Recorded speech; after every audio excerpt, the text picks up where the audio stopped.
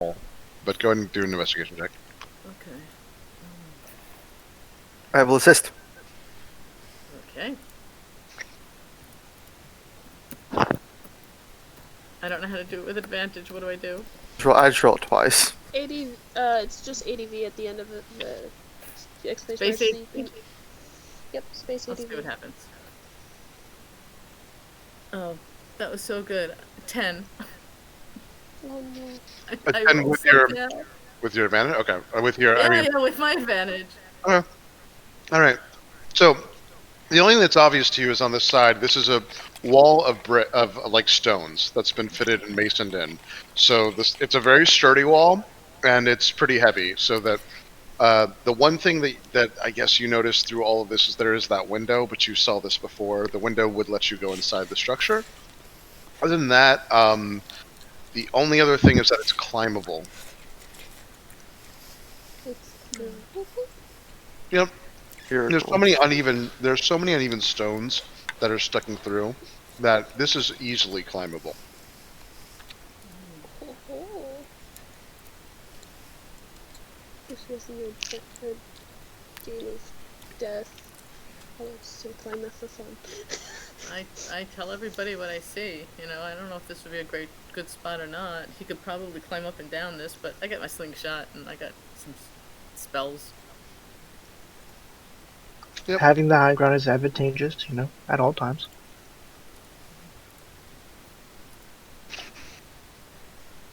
Where is he anyway? I mean, maybe the person who does. He has been gone for a while, so he's peeking out of the corner on this side. So you'll see the stream catch up. Like he was over here, and you guys can't see him anymore.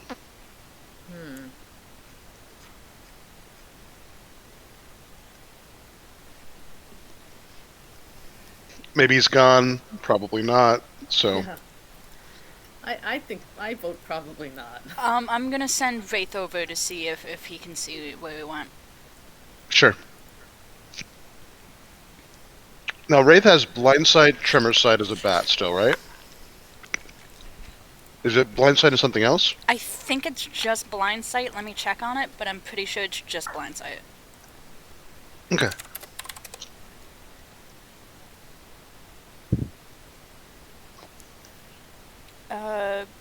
Yeah, it's got blind sight for 60 feet and a passive perception of 11. Okay. And it's got advantage on perception checks that rely on hearing. Okay, cool.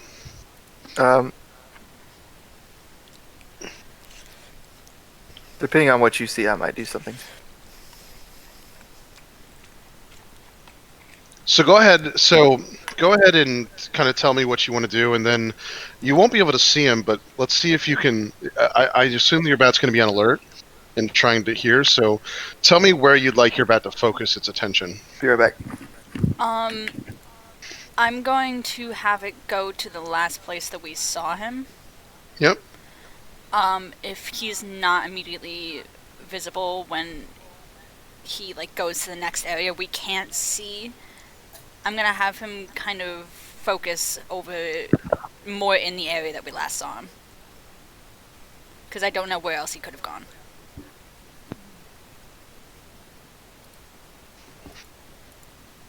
Yeah, so do me a favor.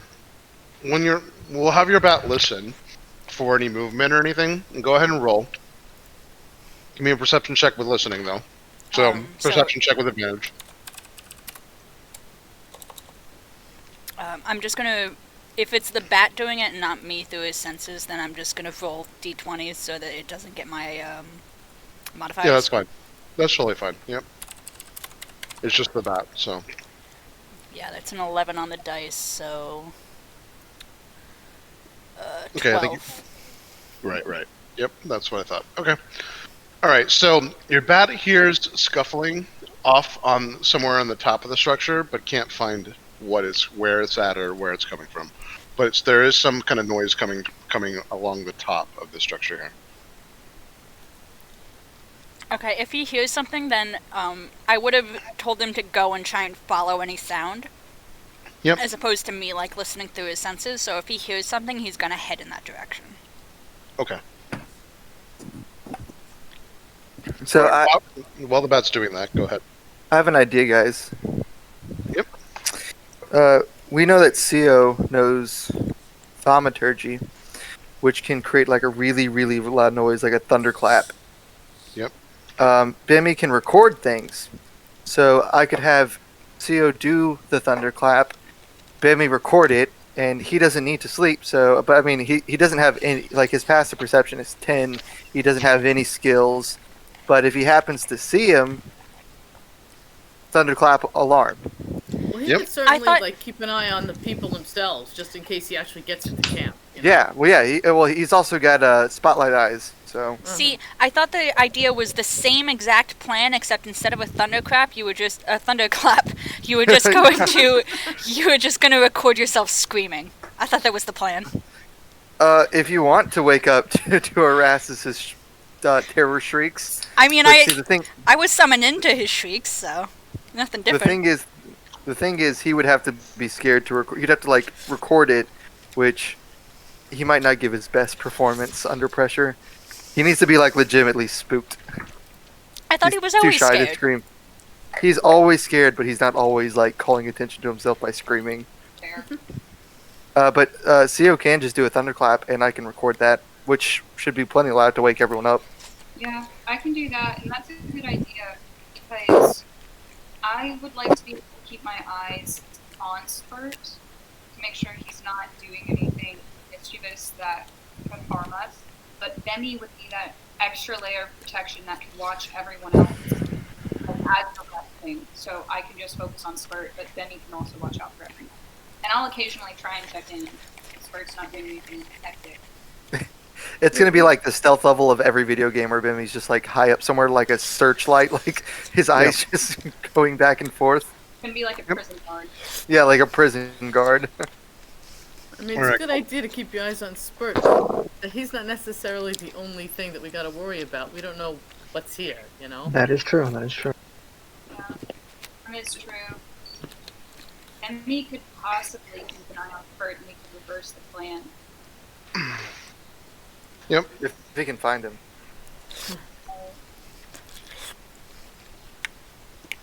Well, I mean, do you want to record that thunderclap though? Yeah, Yeah, that's a good idea. So I will hold Bimmy up into, or S holds him up in his palm. Yep. And he opens up his little squawk box, his beak, Yep. and is ready to record. Okay. So we'll like, for the fun of it, cast Thaumaturgy for a thunderclap, and she'll clap her hands and cause the thunder to sound. Where do you in what general direction or in what place would you like to have that sound originate? I think you have 30-foot radius anyway, or something like that. I do. It can be cast within 30 feet. Can I just have the thunder sound from my hands, and I'll clap right in front of Benny? And then Yeah, he just yeah, records it the sound. Of course, it can totally be from your hands. Yep, that's fine. Then I'll do that and warn everyone because it'll be in close proximity. It's going to be pretty loud, so. Yeah. Forewarn. Cover my ears. Plug my ears for sure. Okay. Same. Is there any way we can muffle this before it happens? So, because like those loud noises can definitely maybe shake some of those rocks loose and have them fall and tumble towards us or anything else. I like don't that. think it's like the force like enough to do any kind of force. I think it's just like a loud boom. Okay. But maybe I'm just thinking of that's consequences, you know. yeah, that's a good idea. I just didn't think of it as anything that substantial. I can. I mean, if it's create not, an that's cool. So what I would be doing here is creating an instantaneous sound that originates. So if the sound was strong enough, I can imagine it could, cause things. Like if you were on the top of a mountain that was ready to avalanche, the way that spell's written, and you did thaumaturgy with the thundercloud, yeah, I imagine it does actually cause like movement, but there's no force actual damage or anything like Erastus is saying, but it depends on how fragile it is. It really depends on how fragile it is. It is not powerful enough to make stones that are like basically like mortared in here to move. Definitely not. Okay. But Well, like any of the shingles or could it cause- stuff like that on yeah. top. could it cause an avalanche on really, really, really like basically just like snow that's very like ready to avalanche? potentially, possibly. Okay. Good to know. All right. Think about that. Yeah. Yeah, no, I'll warn everyone, make sure everyone's prepared and has their ears plugged before I make a sound of thunder from my hands. Yep. Okay. All right. So Sio, you go ahead and do that, and you let by a really loud, semi-terrifying thunderclap sound. You said you were gonna. How were you gonna warn the group, by the way?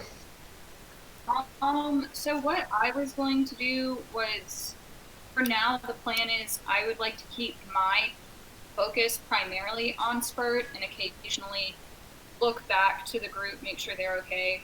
But I would have Benny looking over the group with his search eye spotlights. I don't know what you Yep. call it, search days. But I'd have Benny watch over everyone, and if Benny saw something threatening, then Benny Yep. would sound the alarm, and then I would just probably yell or cast Thaumaturgy to the sound of a thunder.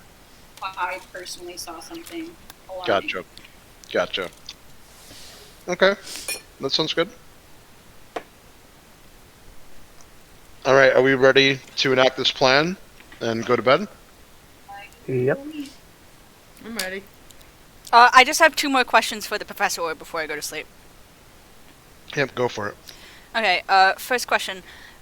Do you know anything about the chest that's in a different part of this dungeon? The tomb? It says there are many chests within this dungeon. You need to be more specific. Do you know of a magic chest that's hidden underwater that only aquatic creatures can see? Alright. Hold on one second. Let's see. I am actually now confused on the mechanics, so hold on one second. I'm gonna get that chest one day, Chris. I'm gonna get it. Yeah. I'm dedicated. Yep. This was a chest that the group was not able to actually get in the other game, guys. But hold on one second. It's the Professor Orb that I'm confused about now. So Yeah. hold on. Ooh, I can do it. What is wrong? Okay, so can you do me a favor? Can you just bring up Professor Orb for me real quick, Henri, and just read the description? Yes, one second. Professor Orb. Yeah, it's an actual item. Professor Orb. What is it, like Wikipedia? It's kind of like that. Each Yep. Professor Orb takes the form of whatever. A Professor Orb is sentient and has the personality of a scholar. Its alignment is determined by rolling. Regardless of a disposition, it has an intelligence of 18. The orb speaks, reads, and understands 4 languages and can see and hear normally. It has no will of its own and can't make a conflict. Has extensive knowledge of 4 narrow academic subjects. When making an intelligence check to recall lore from any of its area of expertise, the orb has a +9 bonus to its roll, including its intelligence modifier. Right. And then the mage hand. Okay, and the mage hand that it has, by the way, is just for the orb itself. Mhm. It does not actually. Yes, you did. give You the did person- clarify that. Yeah. Yeah. It can only use it to move itself around. That's right. Okay. All right. Okay, cool. So, let me roll.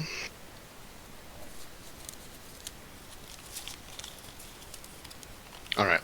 So it tells you that the chest that's that's in that area is hidden knowledge that it has access to, and it explains that the chest holds a very, very, very powerful artifact. However, in order to retrieve the artifact, you need to make sure that you are in the right headspace before opening the chest.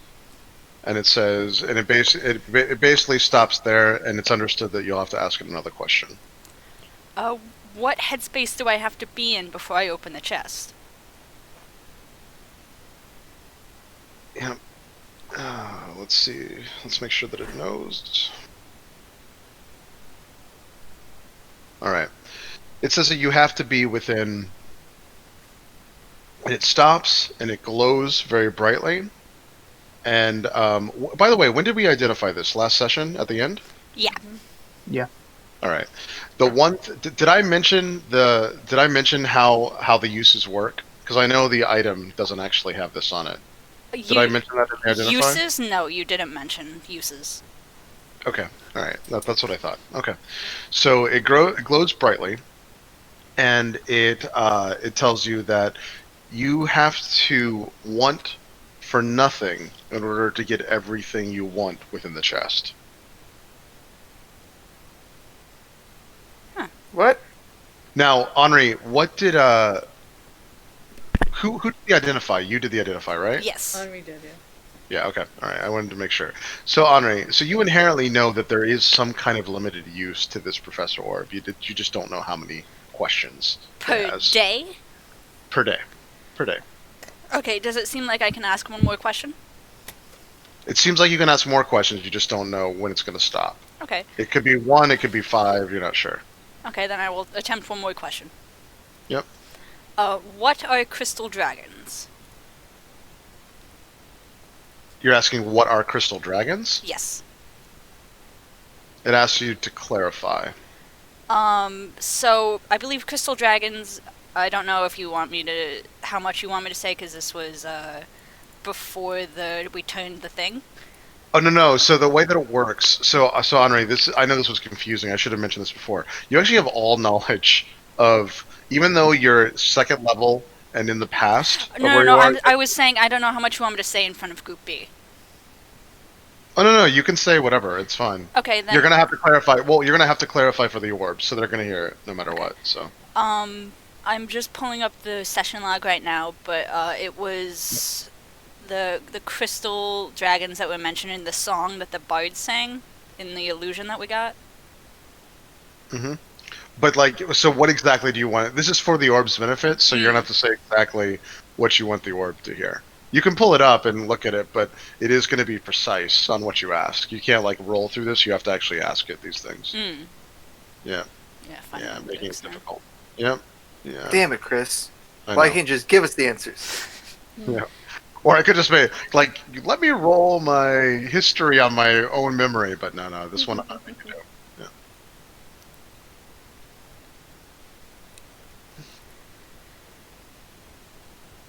Yeah. So, what are the crystal dragons that were sung about by, the bard in, goddamn, by the bard when he told the torchbearers to find the crystal dragons and don't rely on the magic of men? I don't know how else to phrase it. No, that's fine. That's fine. The orb glows brightly and explains that event never happened within history, so it cannot answer your question. Ah, that's fair.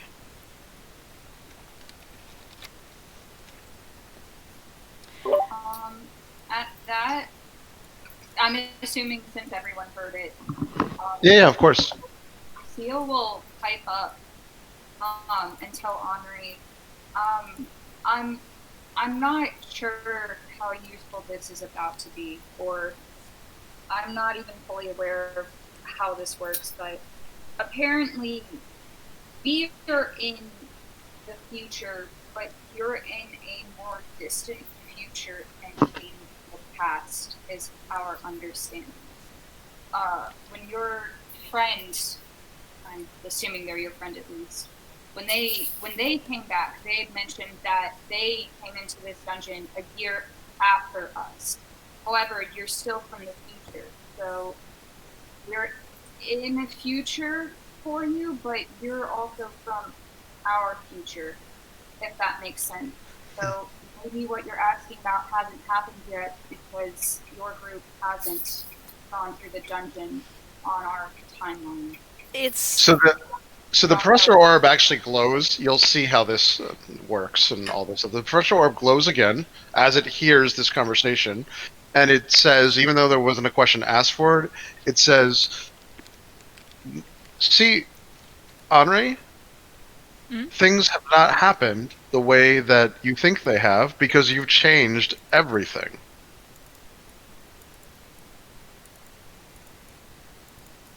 So what does the orb look like?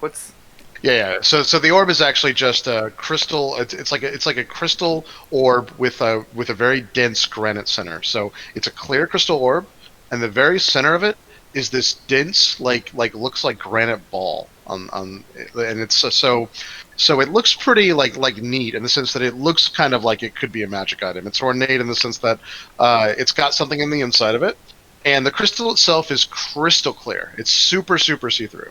How big is it? It's around the size of an actual crystal ball, which are like it's got like a diameter of like almost like 9 inches, so it's decently big. But If you were like, it's the size of a marble, I was just gonna be like, okay, No, baby, Bammy swoops down and eats it. no, it's pretty big. It's pretty big. It's size of like a big grapefruit, essentially. The grapefruit of wisdom. Yeah, no, it's big. Okay. So I'm just staring. You guys, it's pretty obvious. Erastus is staring at this thing with like wide-eyed amazement, like a kid who just saw Santa Claus. Yeah, this legitimately, this is one of the first magic items you guys have. Yeah, oh really? yeah, for the most part. I mean, they've had other magic items, but this is the first one that's like you can use it all the time and stuff. Besides all the ones I keep making everyone. Well, of course, that's true too. Yeah. Well, you guys have the sword, right? Well, Erastus also has the ability to like enhance other weapons with magic items, which is also very cool. So yeah. A sword? The sword that turned into a dagger, Yeah. Yeah. We threw that in our bag of holding for safekeeping. Never used it again.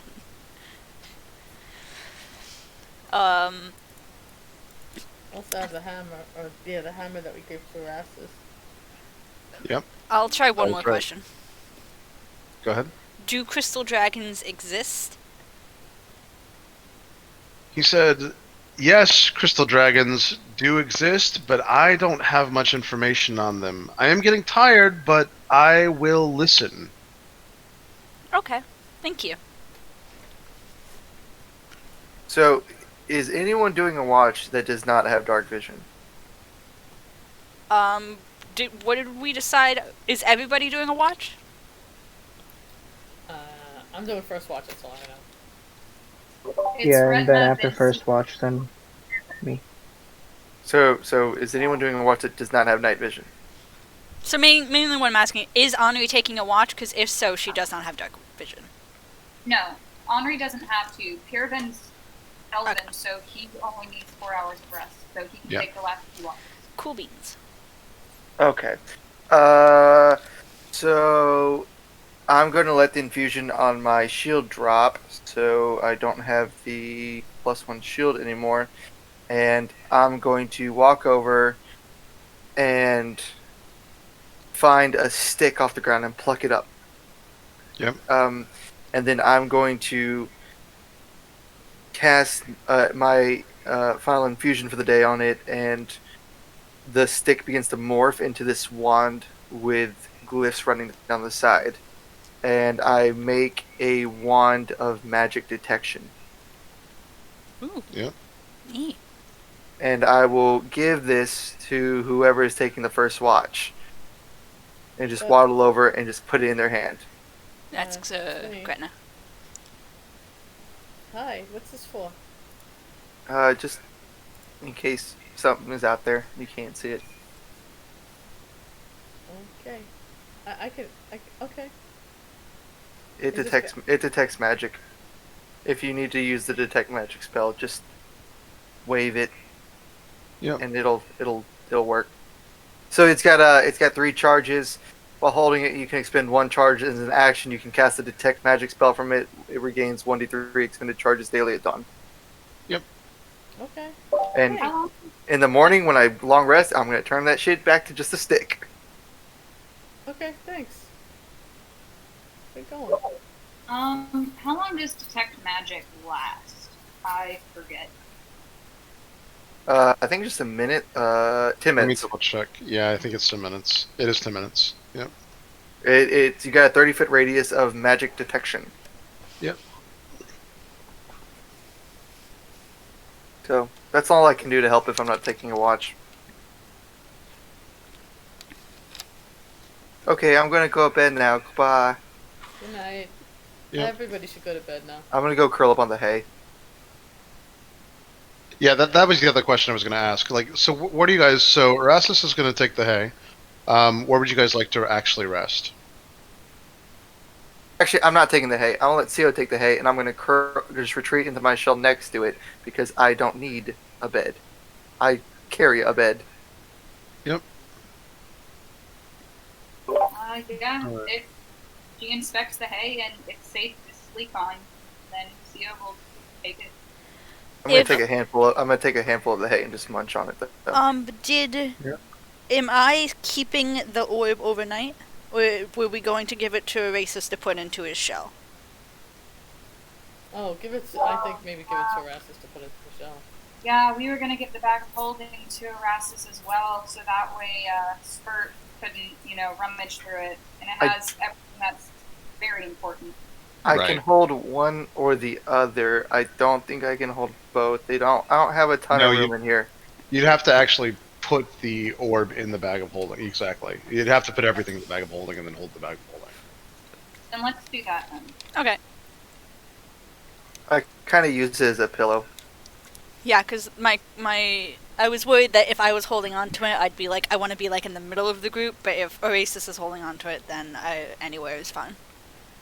Okay, so Erasus. Okay. Yeah. All right. So, Adam. Pyravin and Miracle, where do you guys want to sleep? I'm gonna wait. If I set the time on the So there is a tree. There's a tree right here. I'm gonna try to like build here and fall asleep sitting down in the Yes. So you're gonna be over here. And I'm gonna put Bimmy on the archway. Okay. Yeah, up here. Yep. That makes Okay. sense. And I'd love to take a seat up against the archway as well. Oh, there are two archways. So which one, Erasmus? This one Uh, here. This one. I will let Pyravin direct. He's Yeah, got the a more left arch- Yep. he's got a Is it left tactical one or right? mind. Yeah, I'm gonna be on the that side, on the opposite corner, facing the ledges and everything. Okay, so you want to take the right one? Mm-hmm. And Bimmy will just rest on your shoulder until you tell him where to go. He'll do what you say. Perfect. He's got Thank you, spotlight Bimmy. eyes, All right. but he does try to nip at your hair a lot. It's fine. I don't mind birds. He's having fun.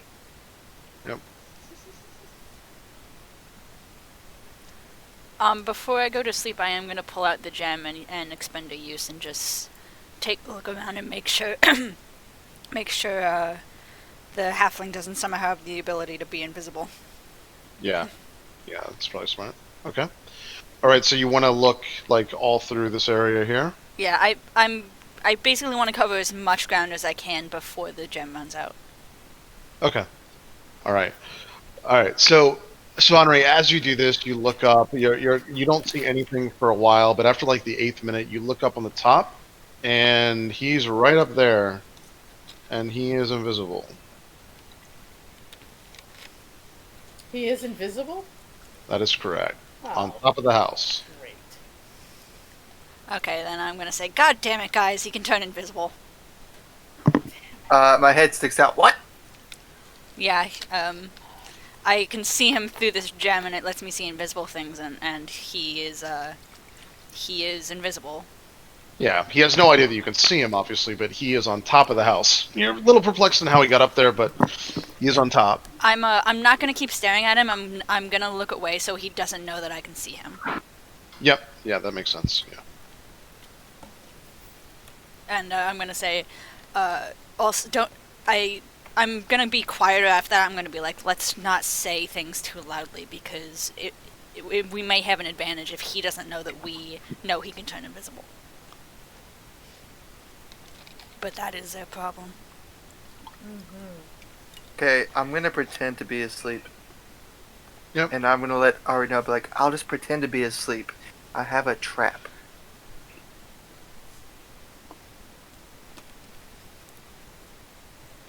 Okay. So I'm gonna retreat into my shell, but I'm gonna actually be awake with my eyes looking out of the shell. Like I'm retreated in, but I'm looking out. So Anu's actually going to Yep. move and rest over by where Erastus or Erasus? Harday? Erastus. Erastus. Where Erastus Potato, is. potato. And is going to rest near him and is going to have a Wraith be nearby so that he can make sound-based perception checks. Okay. Yep. Because I think we discussed it. Wraith doesn't need to sleep, correct? That's right. Yeah. Yeah, Wraith is technically like a spirit of an animal, not an actual bat. Yeah, it so, just has the stat block of one. Okay. All right.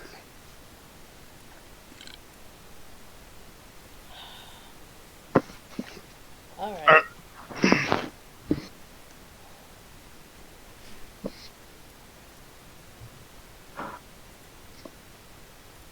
All right. So you guys ready to go to bed? Mm.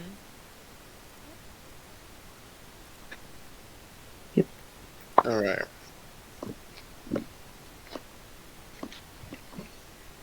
All right. Cool. Hold on one second. All right. So around 2 o'clock in the morning, your bird Erastus does detect the halfling who messed up and basically almost fell down a side of the house and caught himself, no longer invisible, and the thermaturgy alarm goes off at 2 a.m. Wakes everyone up, by the way. Okay. That was sleeping. Boom. Is he visible and everything? He's visible. I'm gonna put him on too. He's right here. Theo ready. Would that be first watch or second watch? Where would that be? I think that's technically second watch, right? Okay. I think it is, yeah. Okay. How far into second watch is that? Yep. So let me think, actually. So you went to bed relatively early, so let's say that it's actually right in the middle. But I'll give first watch their full rest, so Okay. it's like the beginning of second rest, yeah. Okay, I asked because I want Theo to do something after this is resolved, but during the watch while everyone's resting. Well, so this happens, and it does, the people who got the first watch at least are arrested. However, everyone that started their second watch an hour in has now been interrupted. But it's a pretty loud noise, and he's now up here, fiddling with things. Theo will ready Eldritch Blast, but not cast it. Yep. And I will. Yep. Go ahead. Go ahead. Yeah, he says, so how is everybody doing? Pretty good. Our stuff's doing good too. You can't have it. He said, I'm not going to steal stuff. I Looking. Yeah, I you're yell not. out, "I know you're not!" and I take my returning dagger and I throw it at his feet. So he jumps up and he's a little, he's like, you missed me with your stupid dagger. I didn't miss, bud. Trust me. He said, well, that's not very nice. I don't need people like you out there doing who knows what, sneaking around our camp for who knows why. So I was just trying to be a friend and watch all the sky, because some stuff can happen in the sky. Yeah, friends don't wake other friends up at 2 in the morning. No, but see, here's the thing. You woke me up with your stupid Birdman noise stuff. You were asleep? Yeah, I was trying to go sleep. But your bird thing did all that loud noise. I didn't actually wake anybody up. It was your stupid bird thing. Yeah, we set it up in case you got close to us. So strange that you're saying that you were trying to sleep. I said, I'm not a stealer. Look at me. I'm really fast. And Yeah, he, you're not a runs up stealer here because you're and too goes- bad at it. You're not good enough to be a thief. He said, I could definitely be a stealer. Boomy's gonna fly down and land on his shoulder. Yep. Do you want it to land on Erasmus' shoulder or try? Oh, no. Spurt shoulder. Gotcha. He said, "Why is this little bird on my shoulder?" And then boom, thunder right in his ear. Okay, gotcha. Yeah, he scuttles it. He goes to like push it off, obviously in a reaction. As soon as it does it, it flies away. He's just gone. That's fine. Yeah, he didn't get a good roll anyway. Yeah, that's fine. But yeah, he's There's that d20. Yeah, so he goes back up here and he's like, so we're just gonna I'm just gonna stand up here.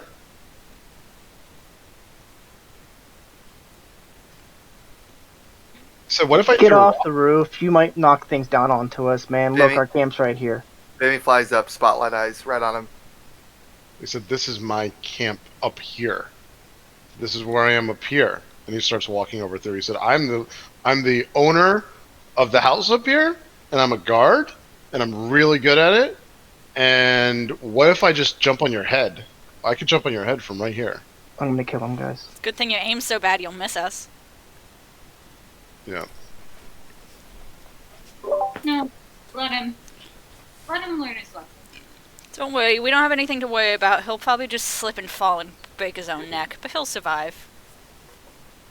I'm going back to sleep. Yeah, me too. Yeah, he's around 55 feet from you, just as an FYI. Right. Yep. I'll keep an eye on him now that you see him, and I'll have to keep a close eye on him as well. So. Oh, let's go. Okay. Yeah, I'm gonna send Wraith up to perch on the end of the roof as well and keep an eye on him. Okay. I want to climb that little pillar right in front of me. Sure, you can. Yeah, you can do that pretty easily. It's actually really easy climb. You don't have to even make a roll. Yep. I'll return my dagger and I'll just chill. Do you want to stay up here? If I can get all the way up on top, that would be nice. You can actually climb. This is a pretty easy climb. So you can climb all the way up to here. You could get on the roof theoretically. What would you like to do? Yeah, if I can get onto the roof about halfway in between the very top and where he is. Yeah. I'll tell you, I'm not going to sleep. I'm going to watch what happens. I'm going to sleep. Wake me up if anything interesting happens. So Pyravin, he's like walking over to this side. He's looking at everybody. He does notice you walking back. He knows you're there.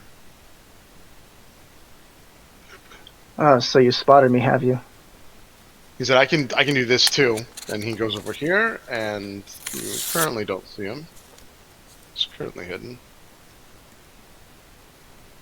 Okay, and as he goes over the edge, I will make myself up to the very top of it then. Okay. All right. You do get to the top of the edge, and surprisingly, you do not see him anymore.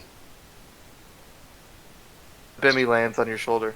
Yeah. And But you begins do- spotlight eyes. Yeah, but by the way, as you're on this side, you can see everything that this side has to offer, which is a room Okay. with several different, several see. different gates, and a larger structure with archways. And then, of course, there's like a small garden down here with some rocks. Yeah. But it is Okay. exactly how it looks. Well, I'll stay where I am, and Bemmy can just continue to look around, and we'll walk edge to edge just to make sure. Okay, sounds good. All right, guys. So, yeah. Are you gonna try to do that? The plan is to stay up there all night? Yeah. Have I completed enough to take like my my quarter rest for an elf? Yeah. It's been more than 4 Cool. hours, so yeah. Perfect. Yeah, I'm Yeah. plenty able to stay up here and keep watch. Okay. All right. So as Pyravin does that, and you guys go to bed, another 8 hours pass. It's now morning, and he doesn't seem like he has come back to bother you. I guess because Pyravin's up there. So. All right. It is what should be like morning time, although the sky has not changed at all. It's still this dreary dark. I'll make my way down and inform them about the area with the multiple doors. Sure. Sia's going to pretend to sleep a little bit longer. Yeah. And as she pretends to sleep, she's going to attempt to reach out with her mind to the sword and ask it what its offer was again. Yep. Great. Okay. So the sword answers back and it says, "As long as we work together, I can make you amazing." It says, "Just take me out of the bag and hold me, and we will find out what you're able to use with me." And the sword seems a bit awkward. That's kind of like a weird sentence that he put together there. But then he said, then he pauses and he says, "I can help you use any weapon as long as it's in your soul's calling." Well, I'll consider your offer, but I must clear it with my lady first. Yeah. And then he does actually pause, but you can tell he's still like in your mind. And hold on.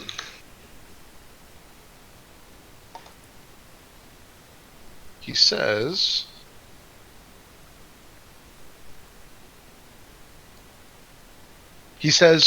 "Look, if you use me, I'll also tell you my name." I've already But told what? Theo will respond, "I've already told you. I will ask my lady first, and then we will talk. Otherwise, leave." Okay. So he does. Do me a huge favor. Now that you've interacted with him again, just make a charisma saving throw. Thank God I have proficiency in those. This is when I'm asleep, right? Yeah, and then she's doing it telepathically. She's doing it in her mind. Okay. Yeah, she's pretending to be asleep and doing all this in her mind. Yeah. Okay. 21. Okay. All right. So you do kind of feel like a ping of like, I hope he actually does come back to me, but it's fine. You're able to resist it or whatever. So Okay, cool. Yeah. Yeah, she'll pretend to sleep for a little bit longer and then eventually roll over and actually get up. okay. Yeah.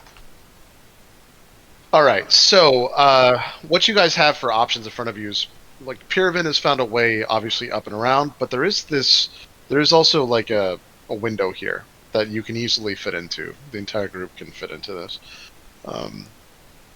There is of course like another outlet to like get around. It's the more dangerous way along this wall here. But other than that, those are your best options, it looks like.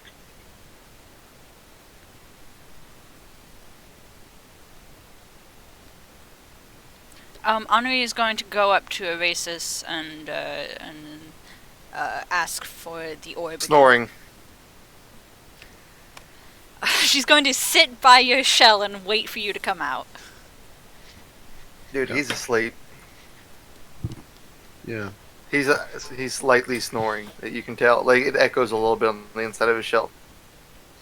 Yeah. Well, while Henri's waiting for him to wake up, does anyone want to do anything else? Morning prayers. All right, so Yep. we're going to do our morning prayers. Yeah. I'll take a peep through the window. Like, I'll go Alright. through just a foot or so. Sure. All right, let's do that real quick. So you are able to go through Pyramid. Let's see. So this is what you see on the inside. So here. So you walk in and you see what looks like the remnants of like a ruined house almost. You can tell once you walk in, there's like these floorboards here that are broken, and there's a bunch of stones that have collapsed.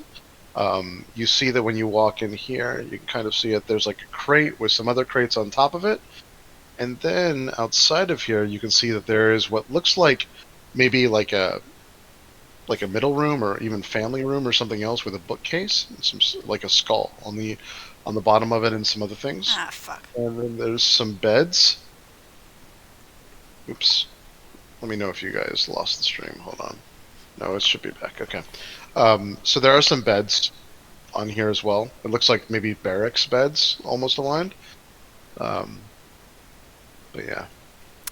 Does Gretna still have the wand? Yeah, I never used it. Is it Uh, one use? It's 3. 3 uses. Does it stay around until you basically tell it not to, or Estes? How does it work? Even if I were to die, it would stay around for 3 days. 3 days. Okay, cool. Yep. Might deal. be if we're going through this house, it might be a good idea to use that. See if there's any magic laying around. Mm-hmm. It doesn't go around corners though. It gets blocked by like 1 inch of stone. Right. Yep. Yeah, Greta would have to just come in and use it. It's exactly right. You can come get me. Walls I or mean, what- you know. I'm Yeah. sitting there praying on the outside. Bibbidi bobbidi boo. Now, go Pyramid, back the and- one thing that you do notice, the one thing you notice as you were going back, in this Go corner back. here, there are bones. Am I able to distinguish what kind of bones they are from this distance? Humanoid. They're definitely humanoid. You're not sure exactly what race, but they're humanoid bones. Because you can see the skull. Yep. Okay. Gretna, Whenever I go back, I'll Yeah. relay that information. just as you're doing your morning prayers, Anu's actually just gonna be like watching you and like just looking kind of interested in what you're doing. I'm holding on to my necklace and I'm just muttering in Dwarvish. You know. Oh tier. Whatever. Oh great tier. She's praying to her martyr god of justice, essentially. Yeah. Like all kinds of like reasons why she was worthy of him and all that fun stuff. So I'm chosen for this task to save the world. Well, like if you're speaking in Dwarvish, you said Dwarvish, right? Yep. Anu doesn't understand what you're saying. She's more just watching you go through the motions of praying. Okay. And I guess at some point I finish and get up, kiss my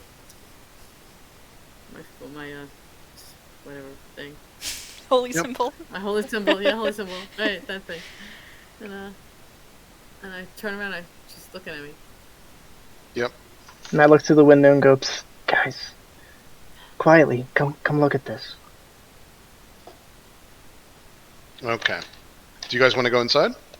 Are we waiting for Rassus to wake up? You'd have to wake him up, probably. Yep. I don't want to leave him here. We could just roll him in, I guess.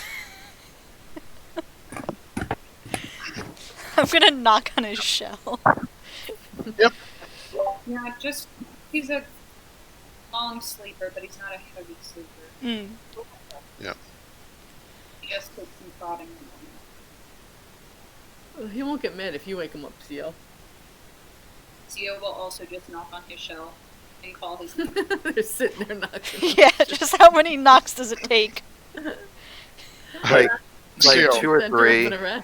and then like very slowly his head emerges, and he just like tries to blink away the sunlight, like the light. So, Seal, What? you notice really quickly that the dagger is actually in a sheath on your side with a little belt wrapped around it inexplicably. Well, I was going to tell you that if you don't wake up sooner, Amy would have to yell at you about it, but Rassus, Yeah. did you take out the bag of holding during the night? This was my pillow. How did the dagger get on you? And she'll turn and show everyone because she's absolutely confused as to Yeah. how it got there. If Rassus is telling the truth, which she knows he is. I don't. You're certain. If you say you're certain, I'll believe you. I don't think I did it. then Maybe take I sleepwalk.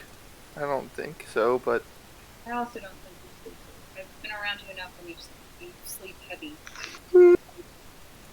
how long did I sleep for? Through the night after we got woken up. Could you have buried like the can you do a check and see if Erastus using Barry would make him susceptible to the dagger. So did we get along? Did we actually get a long rest?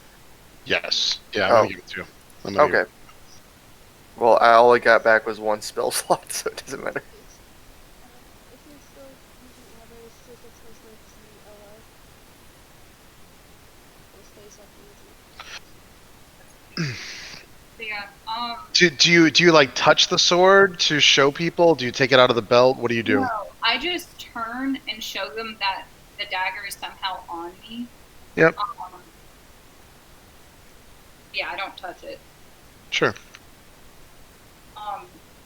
Would Sia know if Erastus using Barry to mage hand the sword back into the bag of holding, would that cause Erastus to mentally link with it? Would Sia know that? You're not. You just don't know. You have no idea. Yeah. Okay. I can certainly no. try. I don't want you to risk that, Erastus. Well, I. Can I point out last time that he had the mage hand touch it, it just disappeared? All right. Yep.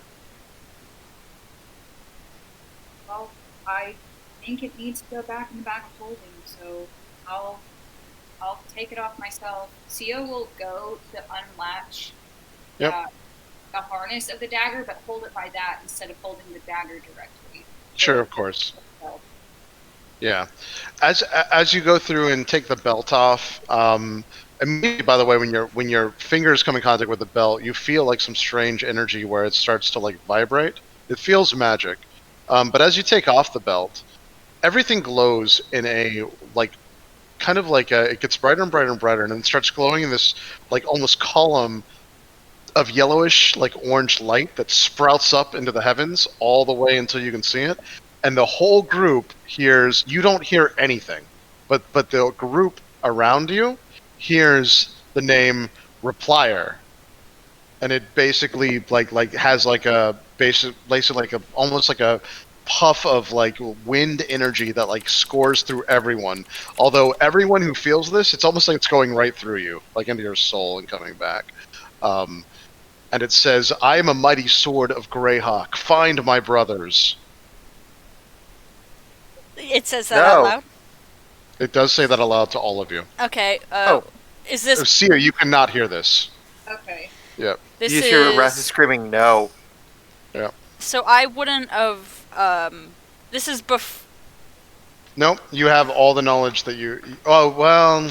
See, Yeah, like, this gets tricky because gets tricky technically you because- started. yeah. No, you have not seen this yet So because you technically haven't when done I- your long rest. Technically, when I saw Yeah. it in the other game, I would have... Yeah, because you haven't done your long rest yet. That's yeah, exactly right. it gets tricky then. Okay. Nope, you haven't seen this yet. That's too bad. I'll but have yes. a flash of inspiration in the other game. Like, Yeah. oh, I forgot Yep. this. Yep. Okay, but However, when you take your long rest, you'll have all the knowledge that you Okay. had sounds good. outside of this. But yes. Yep.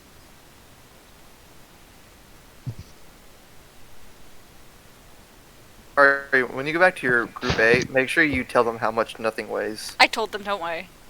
That probably didn't confuse them at all. I explained the entirety of the situation to them. Don't worry. I think it would have been funnier if you left it ambiguous. Like, we found a barrel of nothing and it was heavy as shit. That would have been funnier, honestly.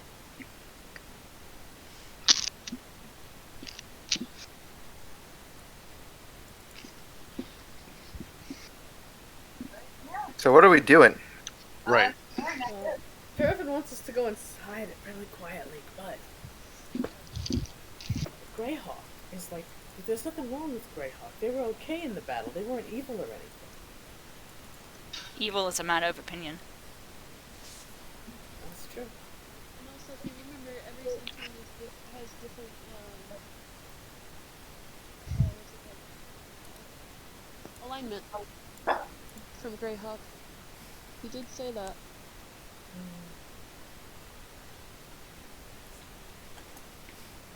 Can I hear funnily yet? Sorry. Say that again. Can Theo like again, or is this pillar of light still just go? It dissipates after like a minute or so, but it goes right up into the heavens. The like column of light. Uh-huh. So like, can we talk to it, or was it just for that one thing?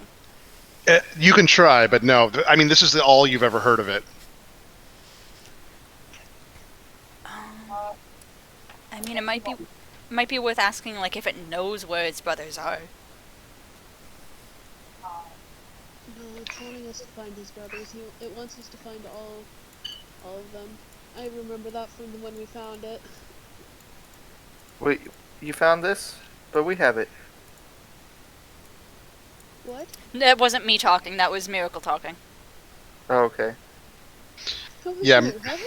Yeah. He mixed us Yeah. up because he thought that I was saying Miracle that- was there. Yeah, Miracle obviously is the one who I think originally found this as well. Yes. He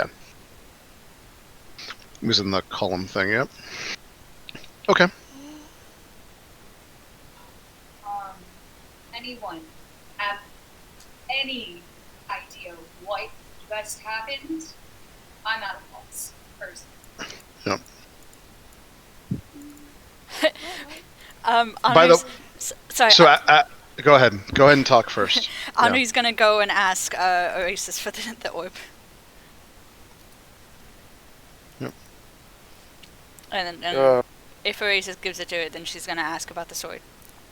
Yep.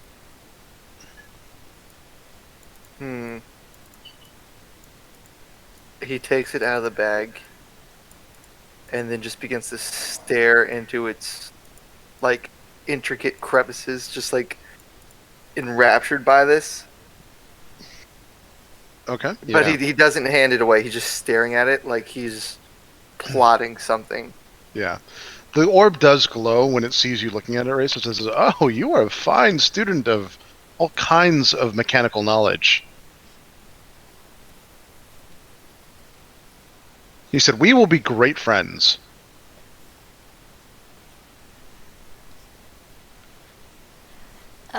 Seeing that Oasis isn't gonna hand it over, Anu's gonna say, then perhaps you should ask it the question.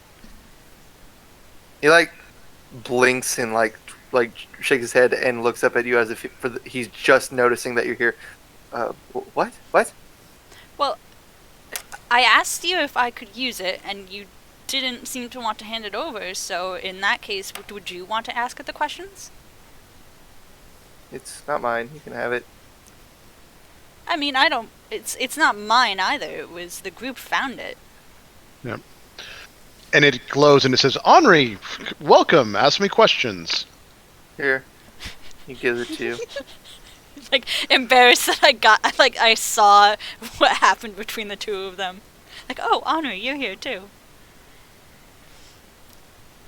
If Oasis does... yeah. We have a connection you can never understand. All right. I will ask and say, where are the other swords? Where are the brothers to this sword? He says, "Henri, you have to clarify." Where are Replier's brothers? And he says, and he glows brightly, and he says, "Oh, Replier, one of the 10 sword of answerings. In the world of Greyhawk, there are only 10 of these blades that are known to exist. Each is patterned from the legendary sword Fragarach, which is spelled Fragarach. He says, but this is variously translated within all of Flanese, but it does mean final word. Each 10 of the swords has its own name, an own alignment. There's a different gem in the pommel." He said, "Replier." He said, he says, "I actually do not know where all the swords are. However, Replier currently resides within the Tomb of Horrors." No. No? Did we all hear this, or did she just hear this? Oh, no, everyone hears it. The orb is actually audible. So it actually, Yeah, it's not telepathy. that's exactly right. Also, like, just keep in mind too, if you guys are like in another room in a dungeon or whatever, and you're trying to like be quiet because you might think monsters are close or whatever, they'll also hear the orb. It's decently loud. It's like a loud speaking voice. I don't. Horrors. Yes, this is the Tomb of Horrors. Yeah, Mr. Orb, and Orestes just gets up and screams into the orb. Yep. How do we leave here? He said, through 2 exits. The first exit in the front. If that's blocked, well, then you have to go all the way through the Tomb of Horrors and rightfully kill the Demi-Lich Asarak. Oh, that's some good information. Yeah, he said other ways of escaping are unbeknownst to me.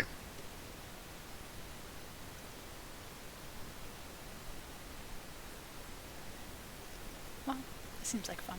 I hate this. We have been chosen to do this. We came in here to do a job. Theo, can you do Quit notes for the a job. second? Well, For a while? I'm curious, what was the job you guys got hired to do? so I don't.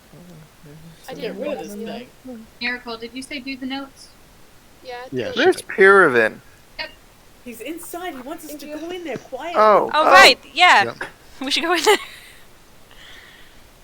Yeah, I'll start doing notes. Okay, Alright, I'm Piraven. going to stealth. Stealth Yeah. waddle. you can try. So you do you want to go through the? It's just big enough where you can get in, Erasus. Would you like to go through the window? Yes, I will Okay. try. All right. So Piraven, finally you see Erasus come through on the other side. I would like to go through also. Yep. Hold on. I don't know why this is broken. Oh, it is really broken. Hold on one second, guys. Let's see. We'll figure this out. Okay. Alright. Oh, that's so sad. Okay. Yep, sorry guys, beta software. This thing sucks, but I'll get it in 1 second. We'll use Piraven for now. Alright, so Piraven, you see Erasus come in to the area. Do you want to do Okay. anything? Yep. Yeah, as soon as he comes inside, I'm gonna help him over to the corner and point at the bookshelf and point at the bones and be like, "You see that?" Yeah. So this is exactly what you see, Erasus, in 1 second here. So there are bones right here, and there's a bookshelf on this side. Now the bookshelf has several different books, all going through it. The top one looks like there's volumes. There's also what looks like maybe slabs in between the books. There is a bird-like skull on the above a large book as well. And there's this blue larger book and then more volumes that look like they're from the top. Is Henri in there? No, but you can come in, Henri, if you want to. Okay, you whenever- can totally come in. Whenever I get Yeah. in, when I see the skull, I'm going to be like, don't touch the skull. Why? I'd like to go into. Well, there Yeah, was you can go and there go. were similar skulls that we found in a different part of the dungeon, and we touched them, and we didn't realize that they actually injected us with a magical poison that would have killed us in a week unless we got rid of it. What if Bimmy just touches it? The orb does light up, and it says, aha! He said, that is a problem. He said, were you going to turn into pure crystalline material? Yes, we were. He said, I am aware of that. That is poison from Greyhawk. Wow. It almost got us. But that only affects living things, right? Did you ask the orb directly? Yeah, if you did, it glows and it says, that is right, Erasus. Grade A effort. How do you know my name? Don't ask it that. Oh, too late. Yeah. So so what happens is it lights up really, really brightly, and it says, I know everyone's name that touches the orb.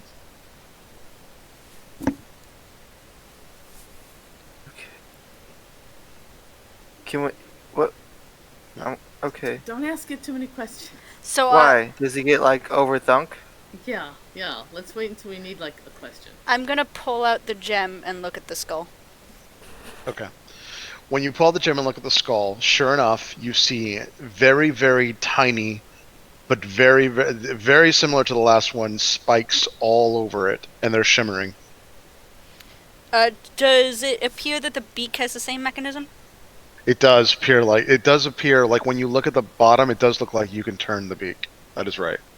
Okay, so I'm gonna say to the group, this skull appears to be trapped in the same way, but it may also function similarly because the skulls that we found were actually our way into the next area of the dungeon.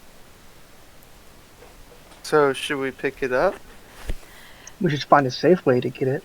If yes, Oh. if we can do it safe. Now, as you guys are looking, you also see that there's a table on this side. You notice it. There's what looks like a piece of thread or yarn. There's a small ornate box, and then maybe some papers, but you just can't see yet because you're not far enough in. Bammy could wear it like a hat. That's about the size he is. I'm curious what the titles of the books are. Yeah, so if you want to walk up, Gretna, you totally can, but you'll have to tell me. Right so, back. so you're going to go walk up close to it and start examining the bookcase? Yeah. All right. You do that, and you sure enough, you notice these are two slabs here. So these are actually, I know on the stream it's actually paper, but they're not. These are slabs, like stone slabs, and there's two of them. Then you have all these volumes up here. They are unfortunately written in a language, though, that you cannot understand. Then you have a much larger book that's basically laying, obviously on the bottom of the skull. And then you have two more volumes that look like they're from the volume set here. Then a large blue book that doesn't actually have anything on the spine at all, but it does have this symbol.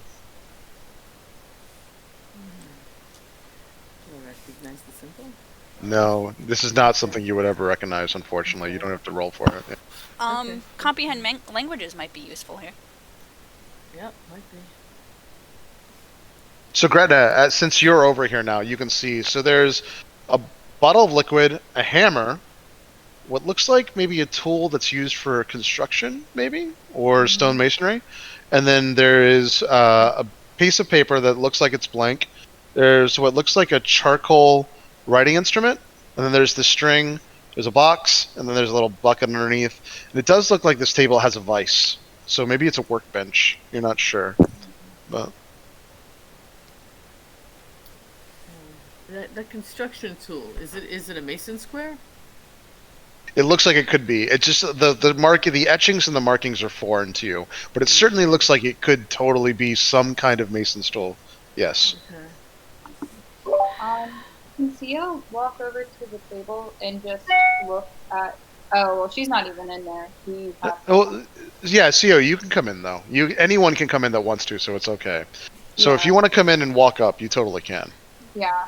Theo will take a minute to just kind of digest what happens, and she'll go in and she'll just look at the workbench, particularly the parchment paper, and see if it has like blueprints or instructions for something on it.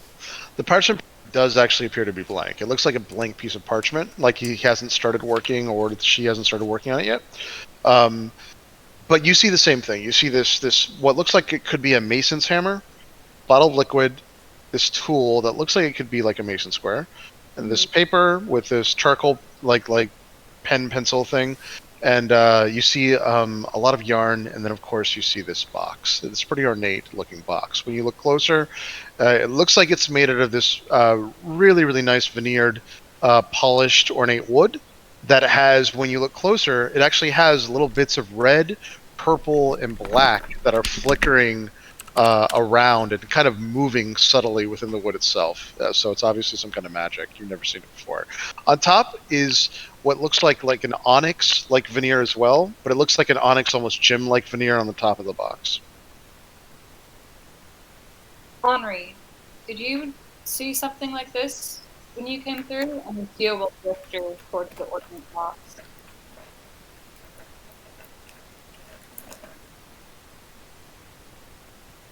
You there, Henri? She may not be there. That's okay. Yeah. Sio will see if Erastus could get Barry. She's on mute. Oh, Henri, you're on mute. FYI. If, Okay, she's not there.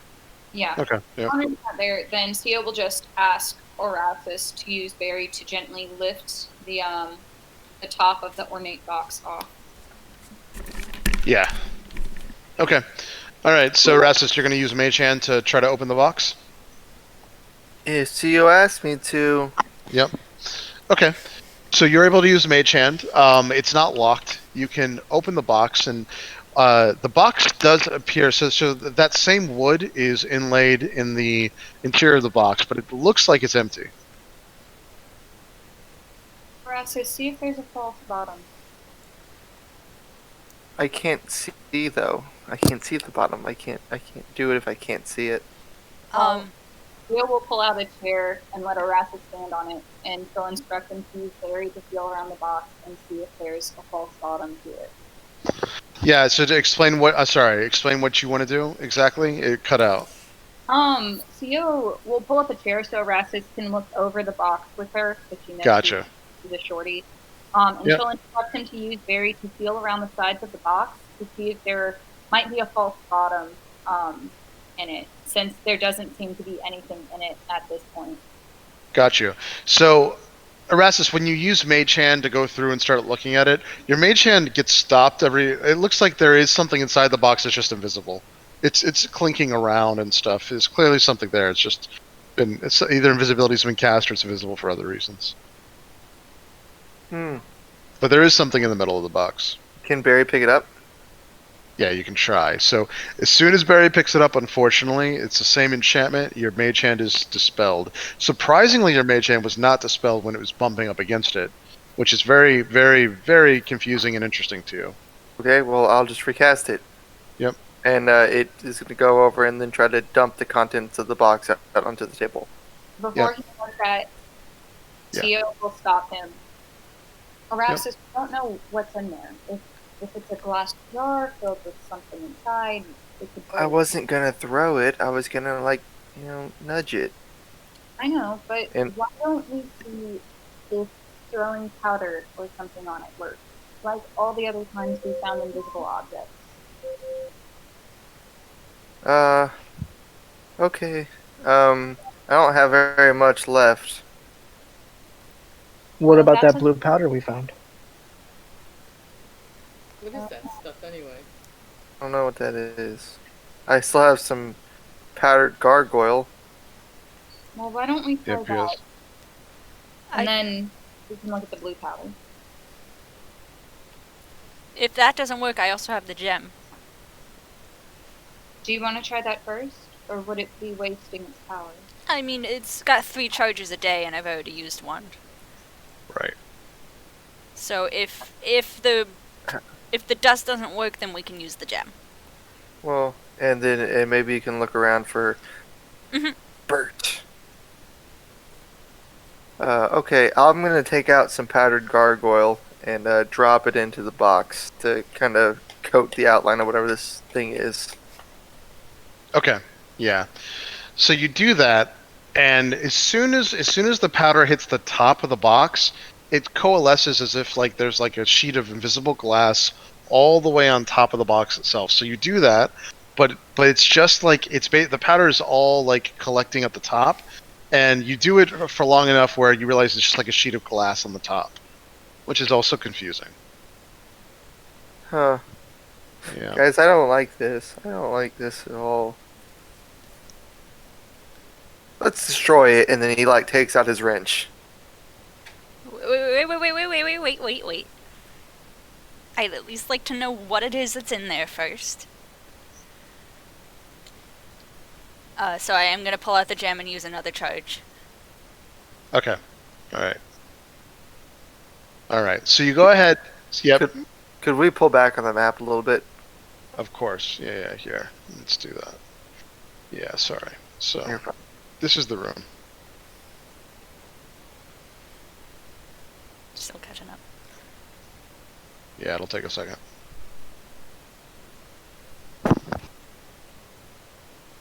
I'm gonna wall over and stand next to Pyramid.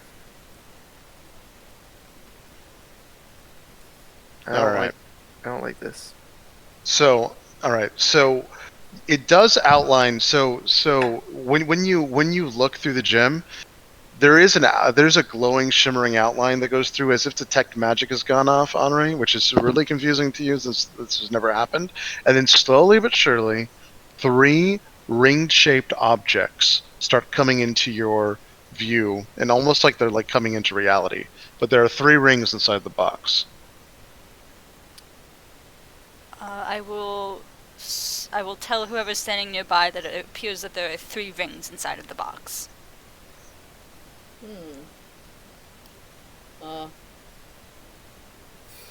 Should we use the wand to detect magic on him? Yeah. Sure. Okay. Take the wand and I use one charge to detect magic on it. While she's still looking through it. Yep. Yeah, so you do detect magic, and they both like all the rings glow, every single one. Any particular kind of magic? Yeah. So hold on one second. That's a good question. Yep. So.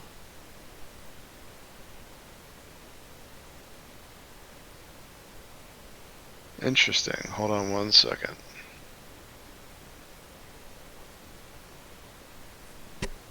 No, they actually do not give me the schools of magic on these rings themselves. So, we'll just say that it actually does not work because the rings themselves are not attuned to a specific type of magic, even though they are a magic item. A little strange, but yeah. Does anything else ping for the spell? No. Sorry. So I shouldn't say that. So in the box, no. However, when she starts to like look around, because it does last for 10 minutes, the bones themselves are magic. The table has some kind of magical outline. The bones have necromancy magic. The table has transmutation magic. When we go over to the bookcase, the skull itself gets outlined, and then this blue book, is also some kind of magic. However, surprisingly, when she looks around, like nothing else has a magic outline, except for when she goes back over on this side. This lantern here is also some kind of magical lantern. Back here when the stream goes up. But that's it. I actually. So go ahead. Just the blue book. That's kind of interesting. Yeah, I was just gonna have Wraith land on it so I could identify it. That'd be Yeah. great. Yep. All right. So you're gonna do the ritual. It's 10 minutes. Is it 10 or 15? It's 10 for identify. That's what I thought. Okay. Okay. All right. While she's doing that, does anybody want to do anything else? Miracle, Yeah. if you have comprehend languages, you could do it and see what the books say. That'd be great too. I think she's Yep. still eating. Oh, wait. I can. Oh, sorry. No, take your time. But, yeah, well, I'm ritual casting for identify. You could totally ritual cast for comprehend. Yeah, I'll do that. After this, I might also ritual for Unseen Servant to see if I could twist that bird skull.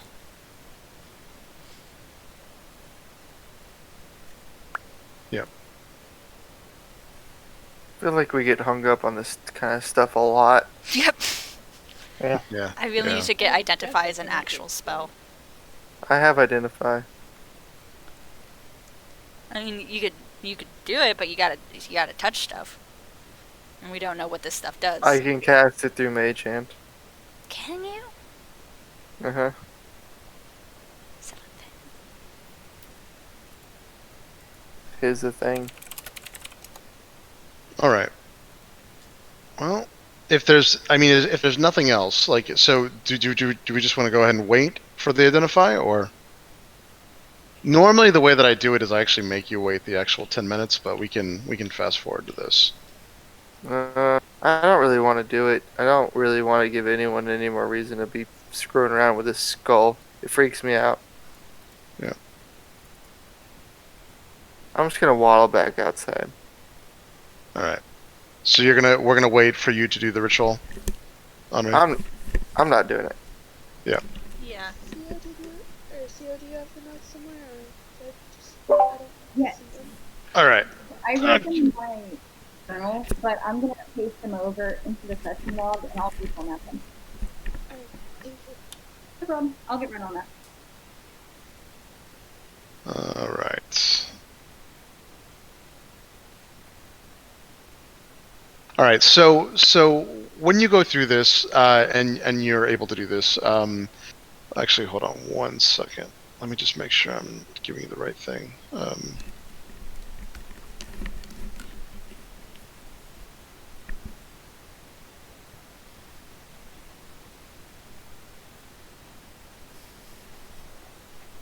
Sorry about this. Fine. Oh, this is so strange.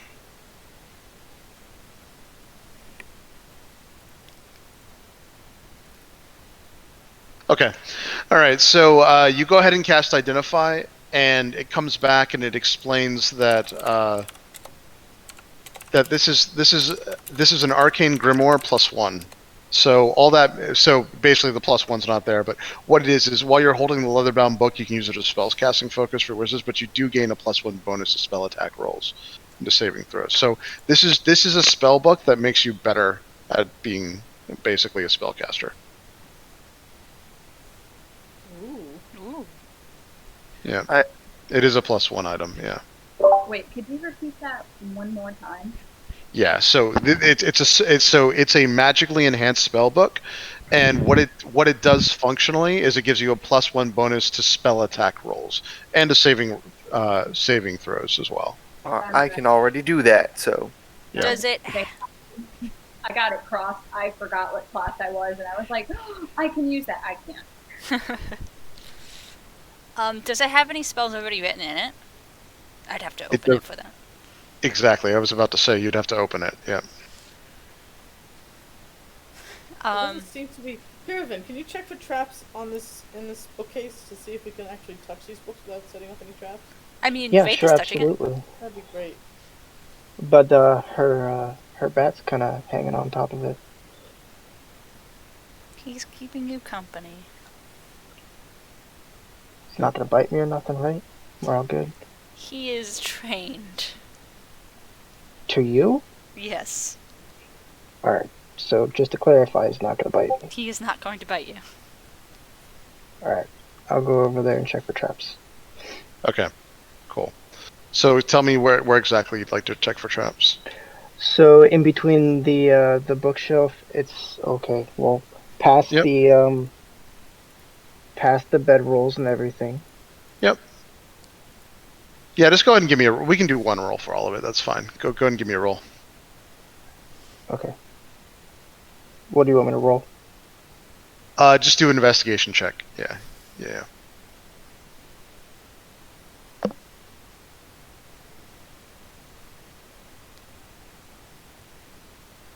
Six. Okay. Nothing looks trapped to you. Okay. Yeah. So yeah, I'm just gonna relay the information from here, and tell them that it does not look trapped, and I will move closer. And you walk, to the you walk wall. along this. Yeah, sure. Yep.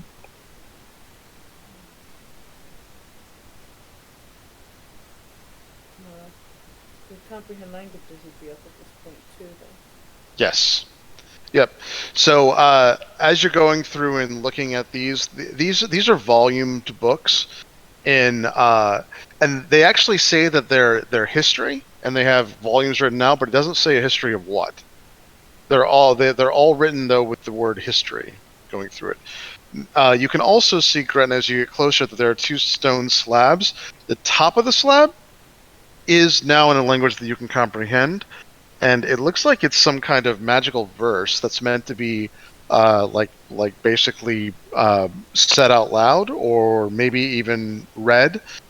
But it does look like it's several different nonsense words, and as you start to read them, you feel compelled to like basically like you know that if you read this from start to end, it's going to be like a That spell. was Miracle that cast Oh, I'm comprehend sorry. language. I'm sorry, Miracle. I don't know why I thought it was Gretna. It was like that's weird anyway that you had it. So Miracle, sorry. See, but so Miracle cast comprehend languages. Did you come up and look at these things or no? Miracle. I just This- got back and Henri asked if I wanted to do comprehend languages, and I said sure, so I went up. Okay, all right. So right, because Gretna, you just said comprehend languages is up or something, Yeah, right? I just was just Yeah, saying the two That's what spells okay. would've been- All right, so if you come up and do all of that, you'll get the same exact description. So Miracle, as you start reading the first couple like words, though, you instinctively know just from like being a magic user that this will, if completed by read either aloud or through your mind, it'll complete something. So you stop for now. I'll let you have the option to read it or not, and then. And then you also notice that this book down here, the red book, it does have so it has just one word on it, and the one word is demons. Looks like it's written in Infernal though.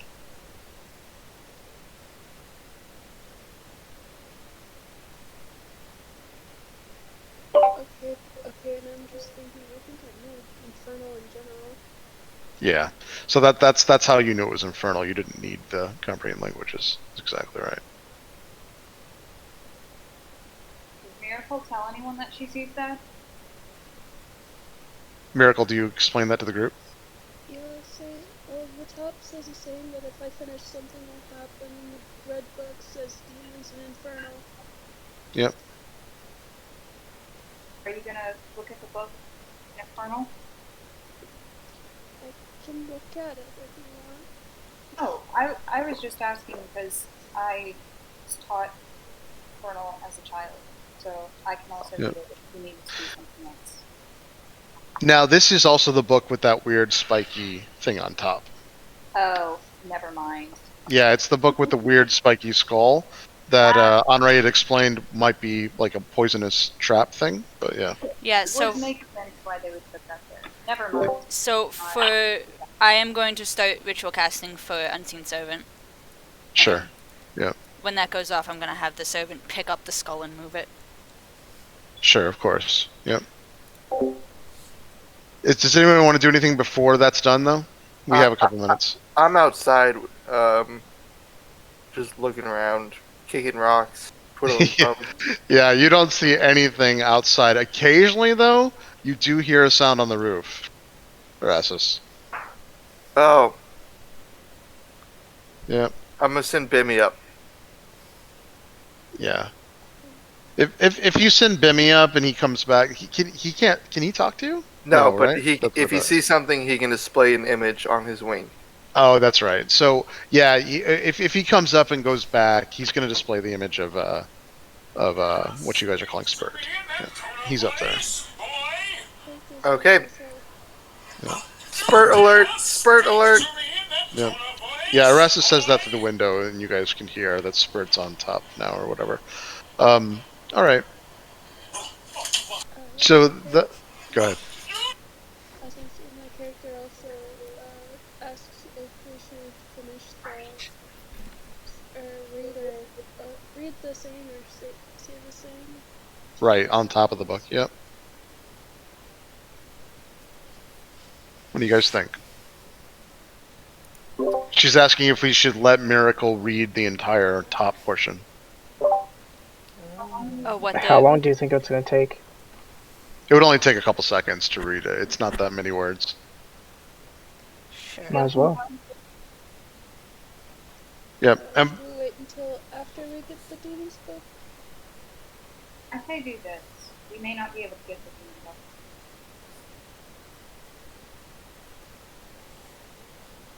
Chris, Yes. Spurt is on the roof. Yep. Okay, so I've been waiting a long time to use this. I'm gonna Yep. use it. Yep. Bimmy's gonna go up and Yep. hover about 20 feet away from Spurt, but within Yep. Rest's line of sight. What is Spurt doing? So Spurt is now back on top of the roof here. You'll see it in the stream in a second, and he's been watching the. I guess what ended up happening was that once he saw you come outside, he was more interested, and he's been watching you and the whole group the entire time on top. Yep. Okay. Well, I'm just gonna watch, and I'm gonna stay in guard. If he does anything that I perceive as aggressive, will you let me know? I will. Yeah. Thank you. All right. Because Bimmy has an attack mode. Nice. Okay. All right. So your unseen servant's up at this point. Okay. So, I'm going to instruct the servant to pick up the skull. Yeah. Move it, I guess, closer. It's gonna move over closer to kind of the skeleton. That's fine. And Yeah, it's- you're gonna drop it over here in the right side. Well, I'm going to attempt to turn the beak. Okay. You are able to turn the beak, and it. However, because you don't have the gem up, you're not sure what happens. But so far, the beak just turns. Okay. Yeah. I'm going to say, okay, you can get to the book now. All right. So who wants to go look at the book? Not me. Yes, I will. Yeah, I guess I will. As you go to start to travel to look at the book, the orb glows and lights up. I assume the orb is still out, Henri. Is that true, actually, since you had it on you? The Professor orb. Yeah. Okay.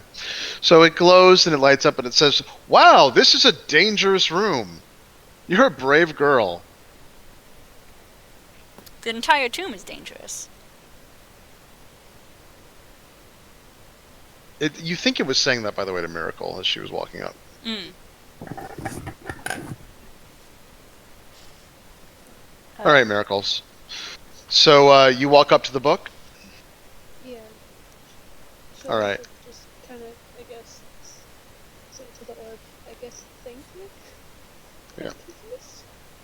So as you do get closer to the book, and right as you're about to pick it up, the spine changes, the wording changes in Infernal, and it says Demonomicon of Igwilv. What is this called? Demonomicon is Demonomicon. And then it's of Igwilv, which is Iggwilv.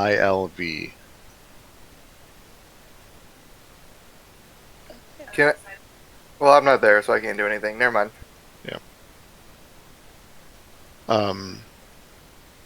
Do you say? Well, I guess this is private, so you have to read it if you want other people to hear it in this room as well, or not. I guess you'll read that it, or say that it changed and read what it changed to. Okay. All right. So everyone currently in the room knows that this is the Demonomicon of Igwilv. Has it started off in Infernal? It is still an Infernal. This is also an Infernal. Yep. Would this be something Sio would be familiar with? Yeah, I think so. The book, no. However, the demon. You've heard of the term Demonomicon, and you think that this might have innate knowledge of the abyssal, maybe infinite layers of hell, but it would have a bunch to do with demons and the abyss, and all kinds of other like knowledge when it came to that. Okay.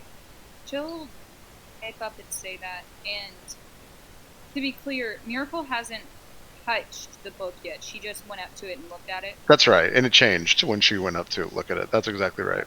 I was just making sure. Okay. Yep. But yeah, he'll just mention that to the group that it sounds vaguely familiar to her, and he'll explain what it probably has inside. Yep. Yeah, I mean, if you had to guess with your innate knowledge that you already have, this probably has like a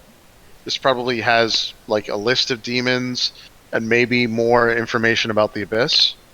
But these books you would know are like pretty powerful and incredibly rare. This could be the only one. Tio will watch intently.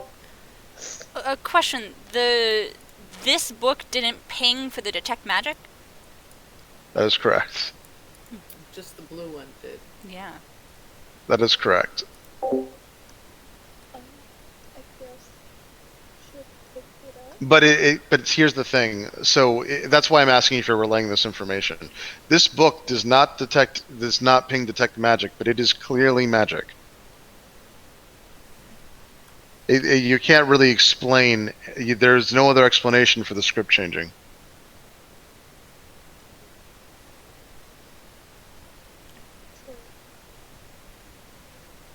Henri, because you're actually a mage that studied this anyway, you can just do an Arcana check on this. Everyone else can after Henri does it, but you would boy. like inherently be doing Arcana checks on this. I think so. Oh, 21. Okay. All right. Only artifact level like things have the ability to not expose themselves as magic through detect magic. Only artifacts. So this is an artifact. I will say to the group, That's what it wants you to think. I believe this may be an artifact. Yeah, and to be clear, you explained to the group that artifact level magic items are unique magic items that there's only one of in the entire universe, and they were made, created, or brought into existence by archmages or things more powerful than an archmage. So they are the rarest and most powerful form of magic item in the universe.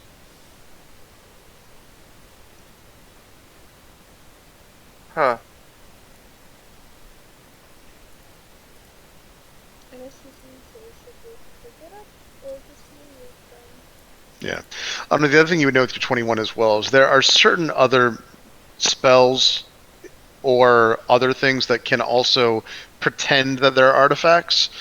And that would be, for instance, if there was a spell or someone casting this or whatever on top of a non-magical item and it did something magic. So it is possible to fake this, but it's also possible that this is an artifact. Yeah. Huh. Once Henri says all of that, Yep. Tio will ask if that means it's dangerous for us. Henri, you have to make your own opinion about this. Oh, sorry, what did she say? If it's dangerous to touch. Yeah, if it's an artifact or if it's something that can disguise itself, does that mean you shouldn't touch it? Is it dangerous?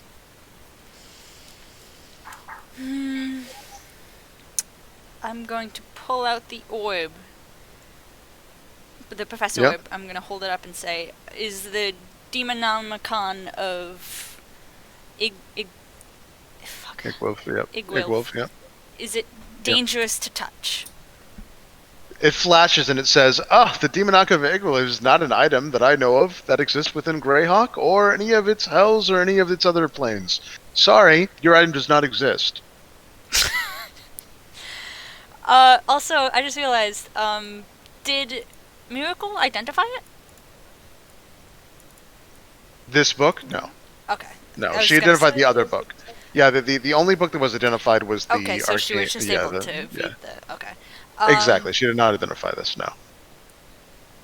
From a meta perspective as well, since I'll make this a little better for everyone too, Henri kind of already has learned this, but some of this whole campaign is a little backwards because some of the most powerful items within the world only exist within this tomb to lure people in.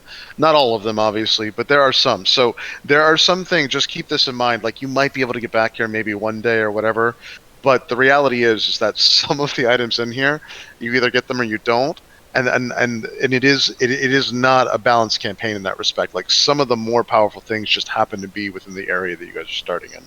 Not to say this is, by the way. I'm just giving you in general because I want people to understand that this is not balanced traditionally like a normal campaign where, like, obviously, like it's like customized to your power growth. No, in this game, some of the more powerful things happen to just be thrown at you right in the beginning. So you'll see why. It all makes sense later, but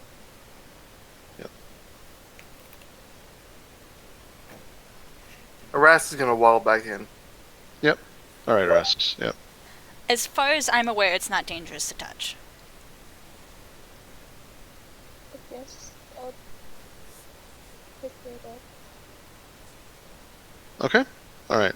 So yeah, so Miracle picks this up, and so what it looks like, Miracle, is that it basically is this very heavy, way heavier than you thought it was going to be, metallic-like book with a leathery black skin that feels warm to the touch. However, the book itself has this gold ornate scrollwork on all sides of it, and then there's this giant metallic golden hand that's keeping the book shut, and it looks like it's a demon hand. It is locked. Now, on the lock itself, there is what looks like a demon face with glowing like red eyes and a mouth. And by the way, this all happens in a second when you touch the book. It's like the illusion dissipates, and now you see it for what it actually is. Also, there are pink flames that start to radiate around the book itself. They do not burn you, and they don't feel warm. But this is a crazy ass looking book. It's very, very ornate. I'll show you a picture of it eventually too, so you can see it. But it's very, very this book looks like it's important.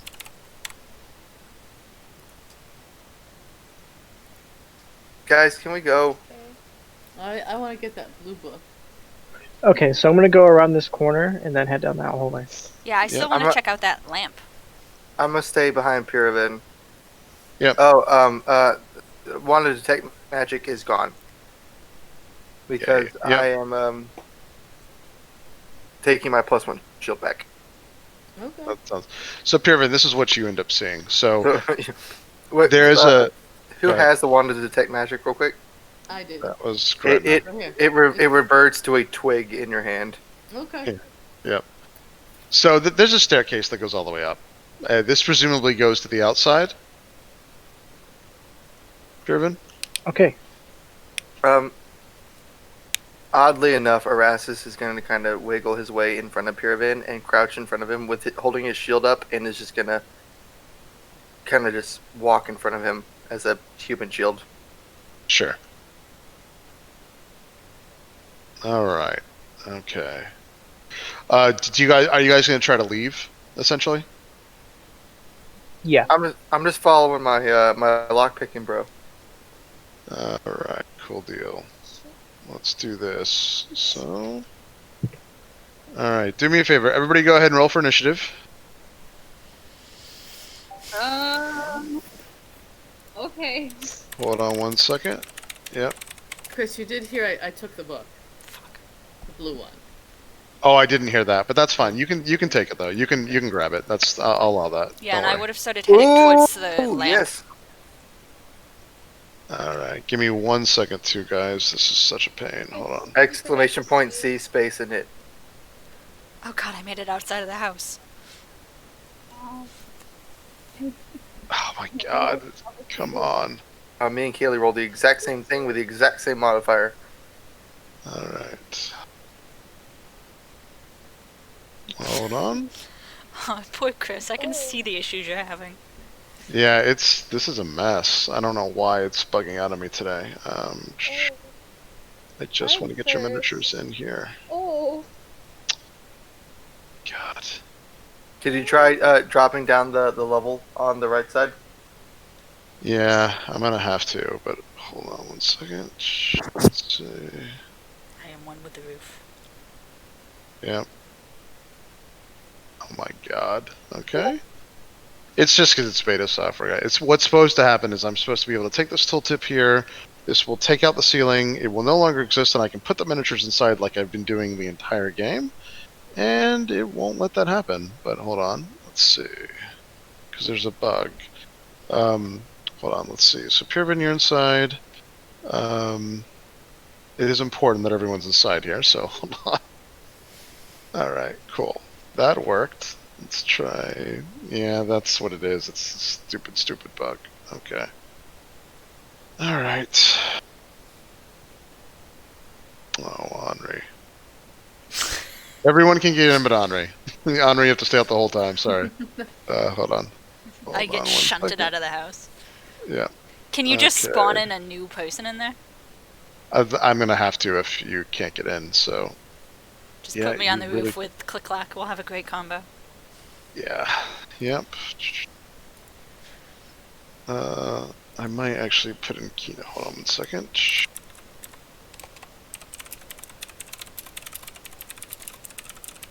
All right. You're the knight in this one, but we'll just go with it. Okay.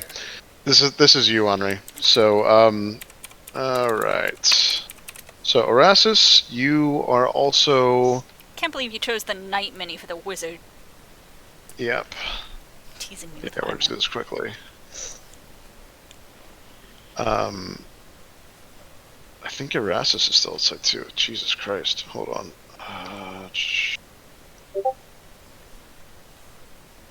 They're working on a release for this too. This will get better. This should get much better. All right. So Erasmus, I'm going to have to do a temporary one for you too, which is going to be this blacksmith guy here, but it'll be easy. One in a second. All right. So what was everyone's initiative order? 6 roll for initiative honor. one. 18? 18 is the highest. 16. Yeah. Okay, I got 20. So hold on one second. The monster will go first, but okay.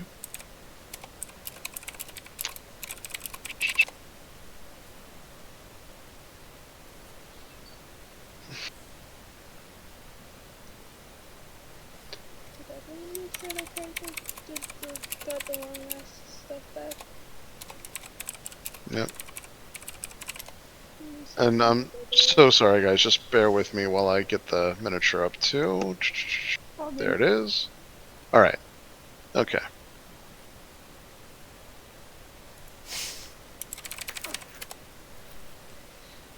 All right. Okay. So this is what happens. So basically, from the bones, you see that this skeleton-like entity, like, rises up. He does look very similar to this, where he has like fine clothing on. The skeleton did not, by the way, have any clothing with it. It was just bleached bones. Anyway, he rises up. He's around 11 feet tall, so keep that in mind. This is a very, very tall skeleton. He has a book on him. He has like some fine clothing. He has what looks like a strange whitish hat, which I will jump into here. I don't know if you can see it. It's actually on the model. It's actually part of his hair, but I modified it. It's like this strange, like white, like almost painter's cap on the side of it. And since he goes first, we'll do this real quick too. All right, so it's going to be him. Who's next? Miracle.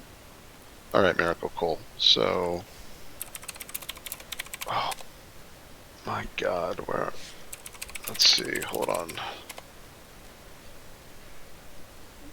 I got 18, that's all. Okay, I'm so sorry, Miracle, but you are this common woman right now. So, Miracle, yeah, we'll fix this afterwards, but... Okay. So you're the woman in the red dress. Okay. Who's next? It's either Seal or Erasmus. They got the same thing with the same modifier. Who wants to go first? It's up Stu to you can go guys. first. Alright. Okay. And then Erasmus. I got a You're 14. the... Alright, so Pyravin's next. Yep. And, Henri, what'd you get? 6. And what'd you get, Gretna? 10. Alright, so Gretna's first, and then Henri. Alright, okay. Alright, so the Skeleton Lord basically has this book in his hand, and he starts to basically cast, and it looks like basically these blue, like, basically darts of light come out and hit Pyravin for... It's like a missile. It is like a missile. Oh no. All right, so each one hits you for so you take 6 points of damage total. Each one hits you for 2 points of damage, but you take 6 points of damage right off the bat. That's pretty Okay. not bad. Yeah. No. Then, this skeleton teleports to this side of the room here, and then attempts to cast Hold Person on Gretna. So hold on one second. Yep. All right, Gretna. So, all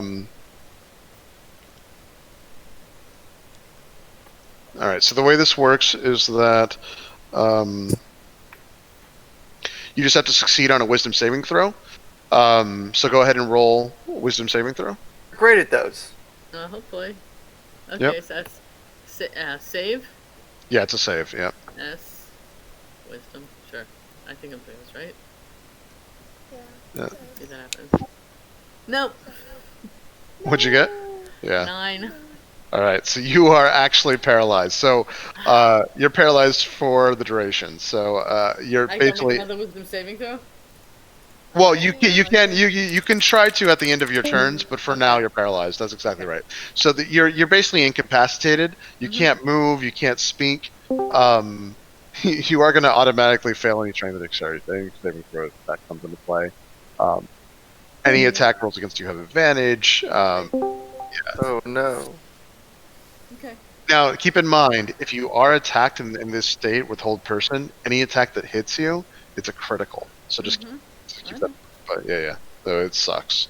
Yep. All right, it's done with its turn. You're next. Sio? Is it No, it's Miracle. Sorry, Miracle and then Seo.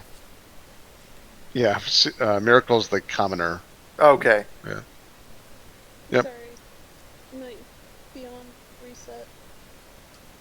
Yeah, no worries. This is kind of a tough encounter, so we'll see how this goes. But definitely possible, though. We'll see how you guys do. She's for sure gonna cast Mage Armor to buff up her AC Yep. real quick. Yep.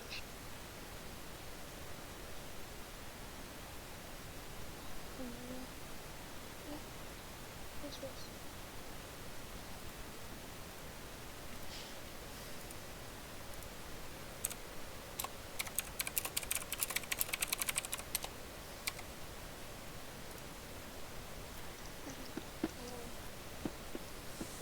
Since if I remember that was a turn, I can't really do anything now, so Yeah.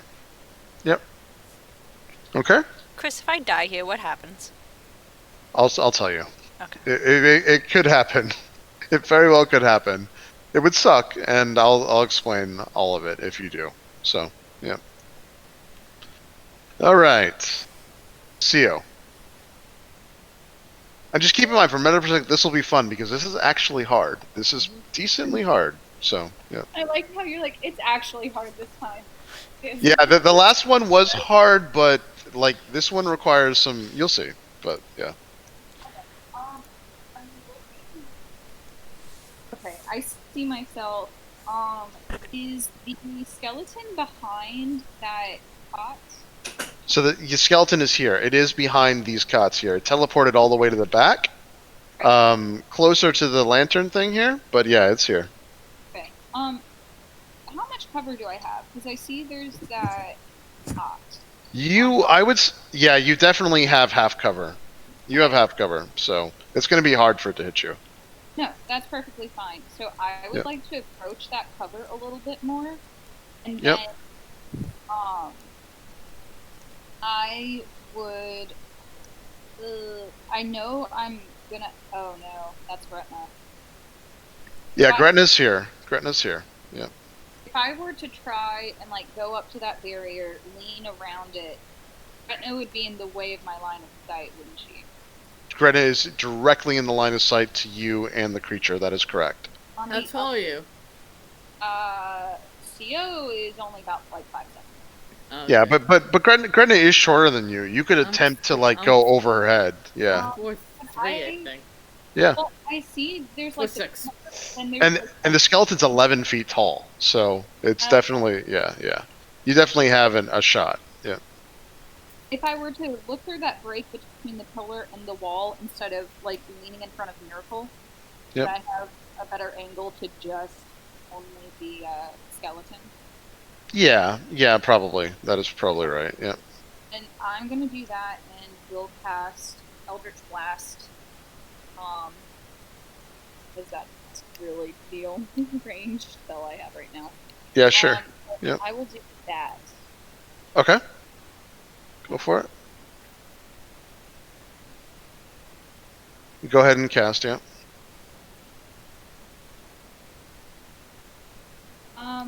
That's only an 11. 11 does miss. So the 11, it scorches right past it and goes through it. As a reaction, since it was attacked, though, it teleports again right next to the little lantern. And you see the intent for it to pick up this lantern, but it's not happening fast enough. Like, it'll have to wait till its next turn. But you can tell, since this is all going in 6-second intervals, that its intent is to pick that lantern up. But anyway, it's your turn. In that? Oh, do you have anything else? Sorry.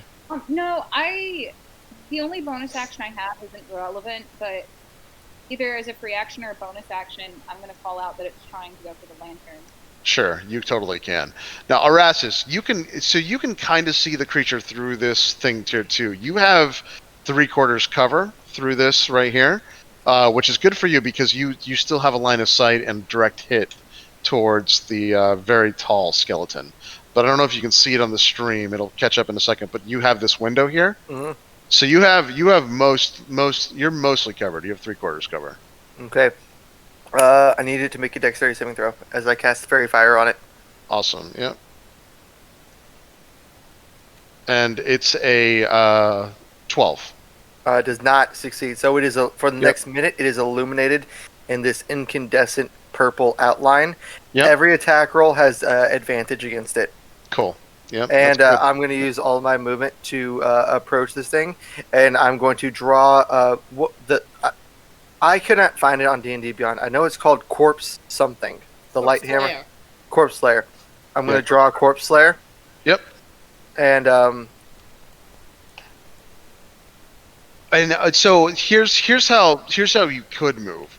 You could attempt, and I'll give this to you. This is big enough that you could actually try to move up one here, like right here, and then actually jump through this. Even though I know you're not the most dexterous thing in your turtle, you could try to jump through this and land here instead of trying to do all of the moves over here, because this is we're looking at 30 feet just to get here. You could, and if you succeed, you can jump through this, and then you'd have another 15 feet, which means you can get all the way to around here, so pretty close to it. That said, you just have to make you just have to give us like a acrobatics or athletics check. Okay. Yeah, I did. I did athletics. That's fine. Either one. I got an 8. Okay. So what ends up happening is you go through the window, but and you do make it out, but it takes your entire turn and you land right here. So it's not the most graceful thing. You fall. I belly flop. You get up. It's good. It could have been worse. You could have been completely prone the next time, but you didn't. You're able to get up. You just can't move any forward. And I'm just gonna ready some movement though. You would have only got to around here, so at least you got a little farther. Could someone tell me what Corpse Slayer does? I cannot find it on D&D Beyond anywhere. Yeah, it's a +1 to attack, +1 to damage, and if you attack an undead, it deals 1d8 extra damage. Which will, of course, come into play in this. Okay, so I'm just gonna ready my shield, ready Corpse Slayer, and I'm gonna kind of try to look back at Gretna and just very, very terrifyingly kind of grin and reassure her that I'm by her side. Yep. All right, Piraven. Now you're in the same boat. Once you get to the window here, you have 3/4 cover. Right now, you don't have any line of sight to it, but you can. But it's pretty tall, and you can see even though you can't target it, you can still see that it's hat and everything is up there, and you saw the teleport. So Okay. so as long as you move, yeah. Go ahead. Is there a loop on the lantern? There is a loop on the lantern. Yep. Alright, can I try to go through the little window area past the Rassus? Just Yep. the corner of that where you're. What? How Yeah. about? Yeah. Yep. And I'm gonna try to throw my dagger of returning through the loop of the lantern and pull it back to me.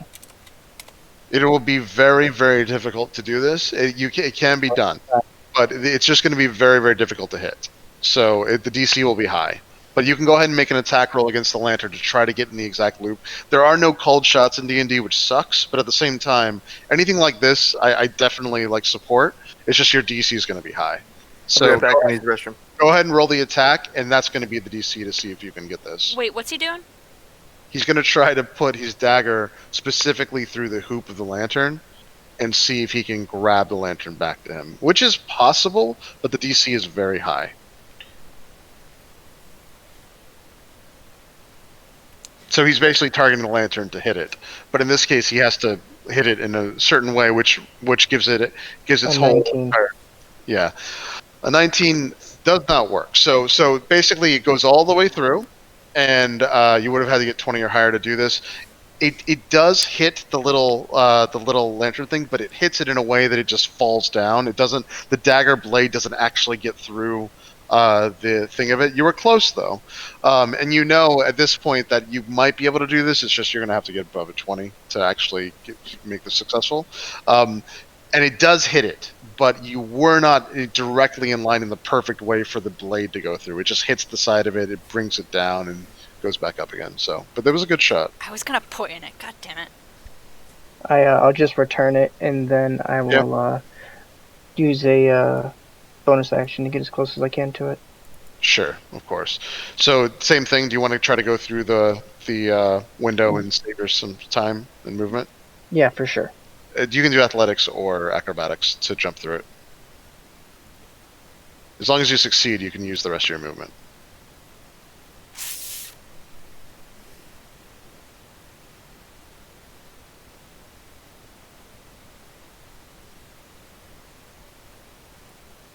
Ten. Okay, you just succeed through this. Like you thought this was going to be super easy, and you realize that it's uneven. So as you go through, it like bounces you in and goes through it. You are able to jump through, and you can use your action in it, but you just barely make this. What's your move? 30? Yeah. All right, so you get 4 squares up here. Is that what you want to be closer to it for 20 feet? Yeah. Okay, cool, awesome. So far you are the closest. All right, Gretna, you are unfortunately paralyzed. I want to ask a Try question. Would it, I don't know about the book. Do I have to attune to this blue book? Because I have it, so I would have a +1 to that saving throw, which would have been a 10. No, you have to attune to it, unfortunately. Okay, still a 9. I don't know if it kind of would even matter. Yeah. Okay, so yeah, I'm gonna try and save. Yep, go for it. Do the wisdom saving throw again, which I Yep. should be able to do. You got this, Gretna. We believe in you. Jeez, right? I've got a +5 to wisdom. Believe It's in my the fifth dice one. gods. No. No! Yeah, you're still yeah, you are still unfortunately incapacitated. Can I Paralyzed. growl? Yep. All right, Henri, Ah, fuck. you are hit. No pressure or anything, because it might get way worse once it starts its turn. But go for it. Oh, god damn it. So you're right here. So you have a direct line of sight to this thing. You are within. Okay, so it's still a good like 50 feet away from you though. 55 feet away. But yeah. Oh god, this probably isn't gonna work, but,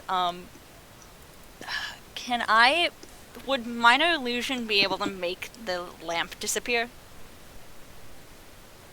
I don't think so. Hold on. Minor illusion.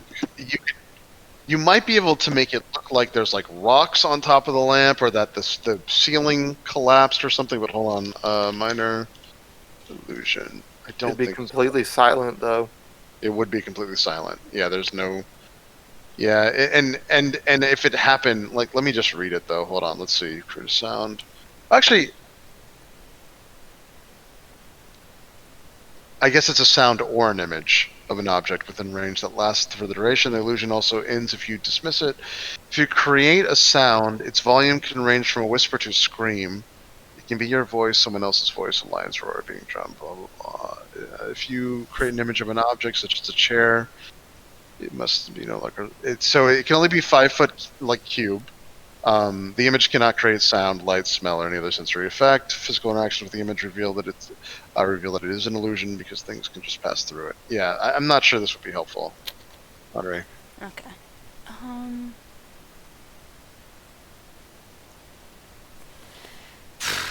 The only thing that you could theoretically do is create an exact copy of the lantern, but if it's watching you, it will probably know which one is the real one and which one is the lantern, obviously. So.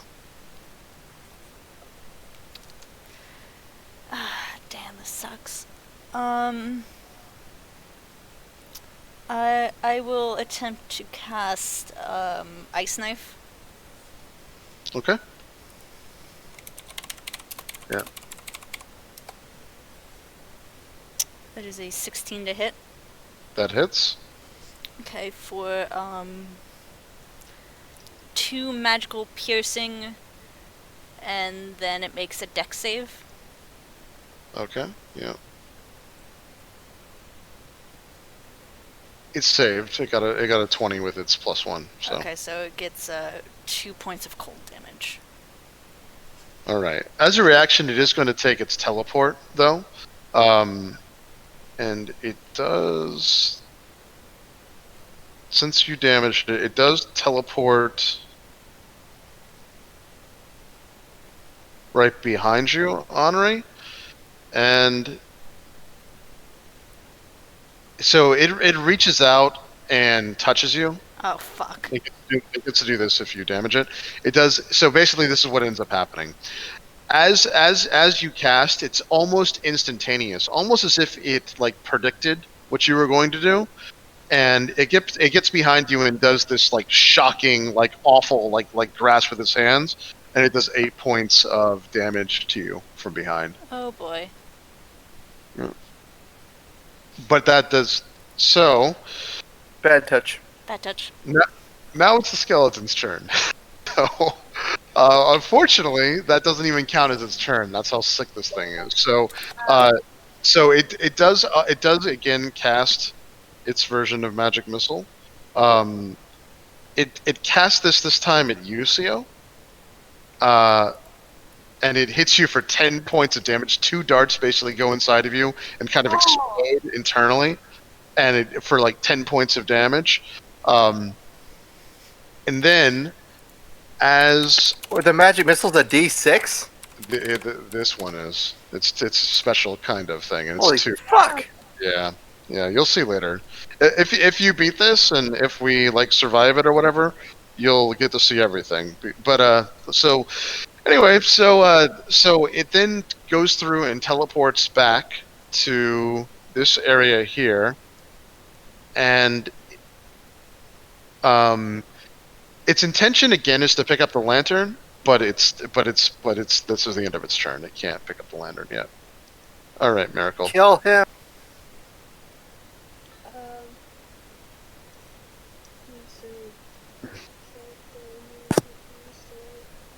Yeah, I mean, if anybody wants to as free actions, by the way, you can inspect it. Like, you can actually look at this, inspect it. That's all free.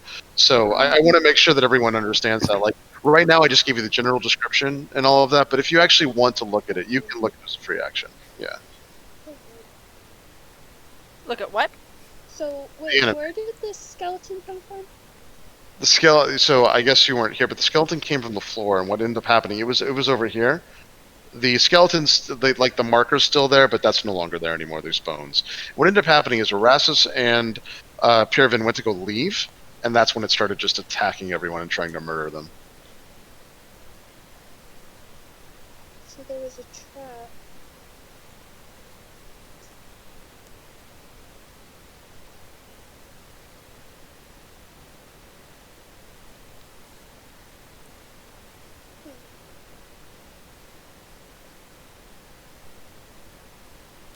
I'm trying to think what I could do here. Sorry. Yeah. I'm just thinking we might just try to find a way to talk it to leaving or find out how maybe we get out of here. Yep.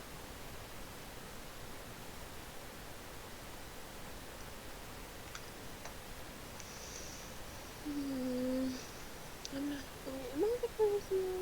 You're the commoner. You're the red dress person. Yeah. I'm just trying to figure out if I'm charismatic or not. Oh, gotcha. I can try, but I'm probably gonna say, oh, no. no. Not charismatic.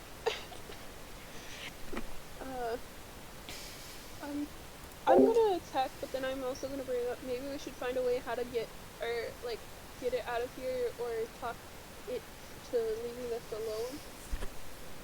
But I'll try to attack, I guess. Okay. Yeah, go for it.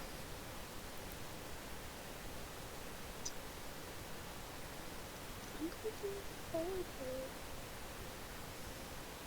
Firebolt? Okay, go for it.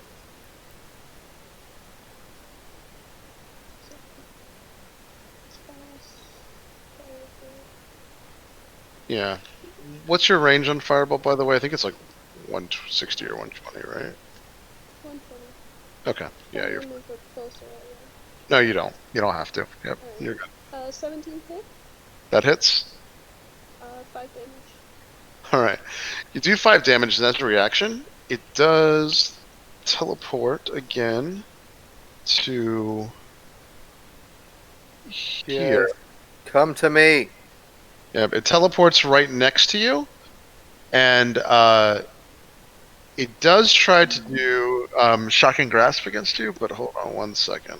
There's another. Is this I just keep mechanically? laughing this thing with my eyes go back and Is forth. this its reaction? back and forth. That's right. This is its reaction. It's pretty disgusting. Hold on. Well, it only gets 1 per round, so That is correct.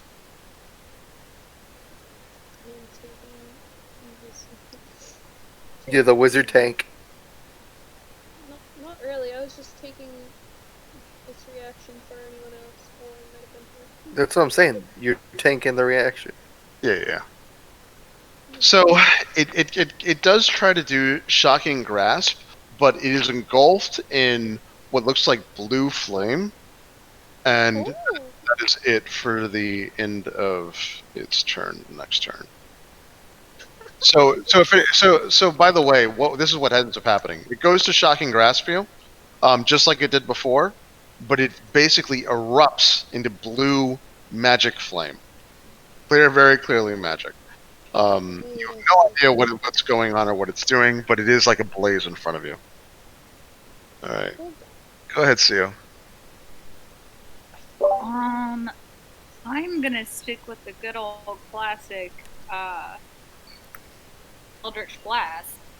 Also, can I use my free action to inspect the skull? And I don't know if the inspection would specifically tell me why it erupted into blue flames when it touched Miracle, but can I inspect for that, or is it I just kind of get told what I see? No, you can definitely like the thing. And by the way, it didn't look like it didn't actually touch Miracle. It went to go touch Miracle, and then it was engulfed in blue flame. Okay. Then yeah, I'd like to inspect that, and then I can do my attack. So right. So as a free action, you can look. You don't actually get a perception check or anything, but I'll give you like your basic. It's based off your passive perception, by the way, which is what again? 12. 12. Okay, No, so this is 11. 11. All right. So this is what you end up seeing. So he is casting from a book, and he is 11 feet tall, which is very tall. He is engulfed in blue flame right now, but you're also noticing that you can see it from because you're close to him. There's like muscle tissue and sinew and other things like slowly forming across his arms and other things, which is also strange. The other thing that's also that you can see from where you are that does stand out is that he has something metallic within his skull. There's something metallic in there, whether it's a key or a rod or something. It's like embedded in his skull. Can I judge if I were to like take a nasty hit to his head, could I gauge if that would dislodge it, or would I have to like crack the skull open? You'd probably have to crack the skull open. Unfortunately, and I wish this wasn't the case, but there really are, unfortunately, no even called shots in D&D. You can't like aim for the head, which is so dumb.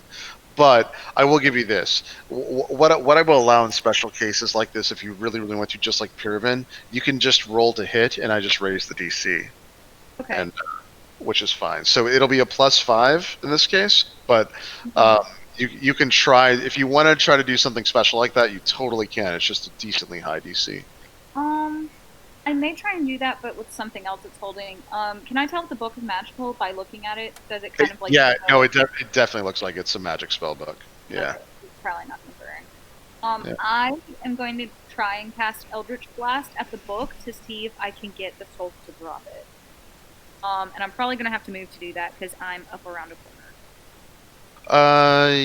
Yes, you just have to move out to like here, and again, it'll be the same thing. You can try to get, you can try to do, you have to do enough damage, number one, and number two, it is going to raise the DC of his actual to hit if you want to do anything like a called shot.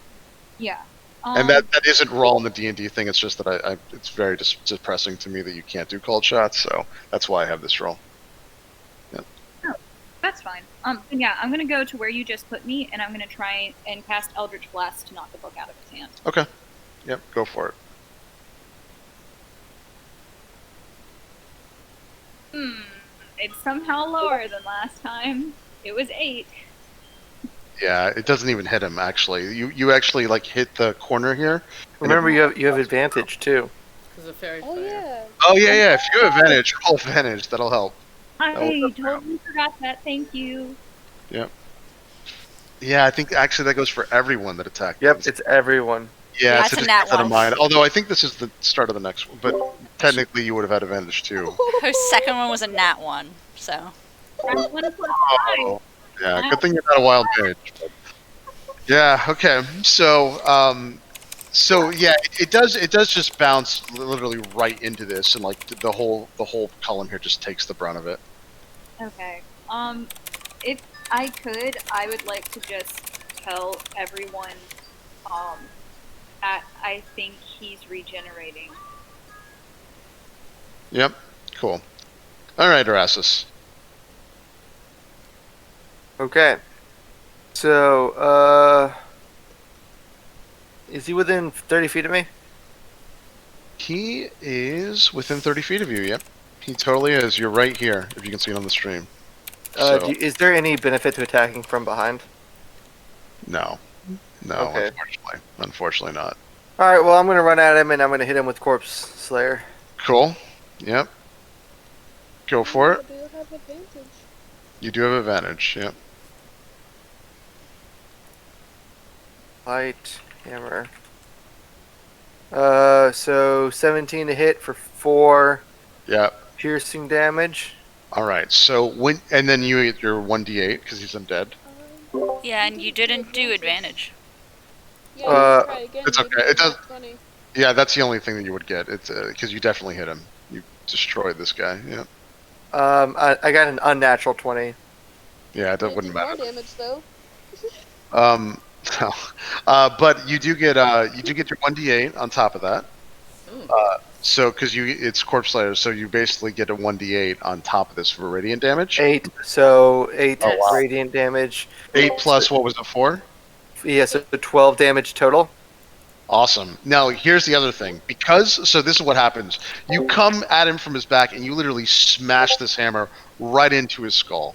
Everyone is surprised by Erasmus doing this, too. Like, it's totally out of character. Erasmus is just, like, wailing on this guy, like, basically, like, beating him down. Once the radiant damage hits this guy, the blue flames that were already on him explode upward. And he takes massive amounts of damage from this, with the fact that he was also engulfed in blue flames. Erasmus, you're going to have to make a dex save real quick. And No! Miracle, you are also gonna have to take a deck save. So Miracle and Erastus take a deck save. However, Erastus, you hit him hard. Like this did a crazy amount of damage. I 17. feel this. I'm gonna go You cry in a saved. corner. You Just- save it doesn't actually hurt you at all. Yeah. I'm going to cry in a corner. You get critical fail? Okay. No, it Alright. was. It's a 7 total, Oh, okay. not a crit fail. Okay, But still. then that's good. Alright, 7. So And That's then off. Is Miracle still alive? we're gonna find out. Oh, yeah. 7 points of damage, Miracle. Ka- Oh, Kayla, I'm you're alive. muted. I was very concerned when is he alive? We'll see. Also, Now, its concentration is completely broken. Gretna, you are no longer held. Oh, yeah. On top of that, go ahead. We'll go ahead. Oh Were you shit! gonna- This isn't a concentration spell for some reason. Who's to my left? That is that's honor. that is Henri. Okay, Co. I cast Sanctuary on Co. Thank you. Okay. Yeah. It cannot attack Co unless it makes a Wisdom saving throw. Oh. Cool. That's my bonus action, and that's all my spell slots gone. So the other thing is you notice that after it got hit, it went to go teleport. Like you see Erastus, you're close enough to it. It made every single time it casts a spell. By the way, it's using its free hand as a somatic component. So every time it casts, that's the one thing that you're understanding that's leading up to it. It's using its hand to do the movements. You clearly see that it used its hand and nothing happened. It's as if it cannot teleport right now. It tried. Anyway. You're not so sure if that was just because it basically used up what it was supposed to or whatever, but it still made the action to go through it, so you have no idea. But at the same time, it just didn't work. So whatever that was. All right. Cool. All right, Pyravin. Can I use the can I get a little bit closer? About Yep. 5 feet away, 10 feet away. Of course. And use the grappling hook to So I'm not even going to make you take your athletics check on this. You can just hop over this. 1, 2, 3, 4, 5. Can you get close? Yeah, you totally can. You're good. You can get right here and not have to worry. okay. Yeah, I want to see if I can wrap the upper torso with the grappling hook. Yeah, absolutely. Go ahead and just roll to hit. The DC is going to be his DC. So if you want to do that, you literally just have to make his DC to hit him with the grappling hook as an improvised weapon. So What do you want me to roll for that? I'll let you even have your just roll to attack. It's fine. Roll to attack with your melee weapon, and we'll figure it out. I'll give you a little bit extra with that. Remember, you have advantage on him too.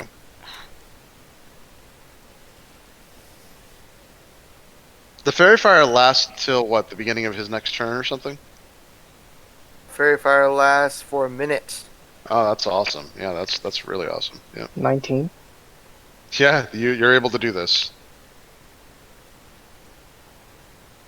You are. So the rope is around him now, secured. Yep. Okay. And then I'll. Am I behind him? You are behind him. Yep. You're right here. If you can see on the Okay. stream. Yep.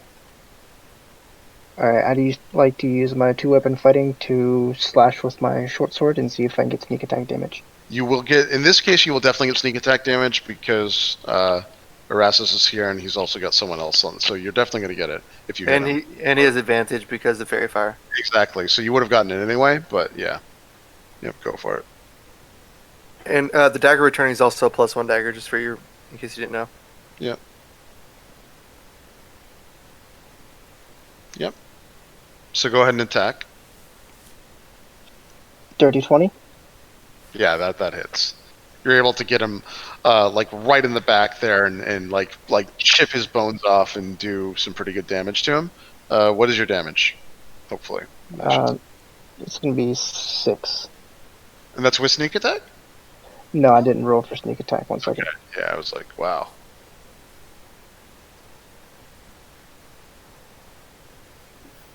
Is it A, sneak attack? Yeah, I think so.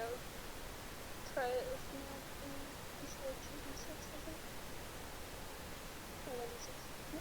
I think. 11d6. Gretna, out of Alright. curiosity, do you have anything with radiant damage too? Because if you do, you've already seen this guy massively react to radiant. Yeah, Okay. I have radiant damage. Okay. Well, your character would have seen all of this and known that radiant damage is obviously special. Yeah. Yeah. 9 total. All right. Cool. I've also seen him hurt people, and he still has. Oh yeah. that Oh power. no, of course. You do whatever you want. I'm just exactly. That's exactly right.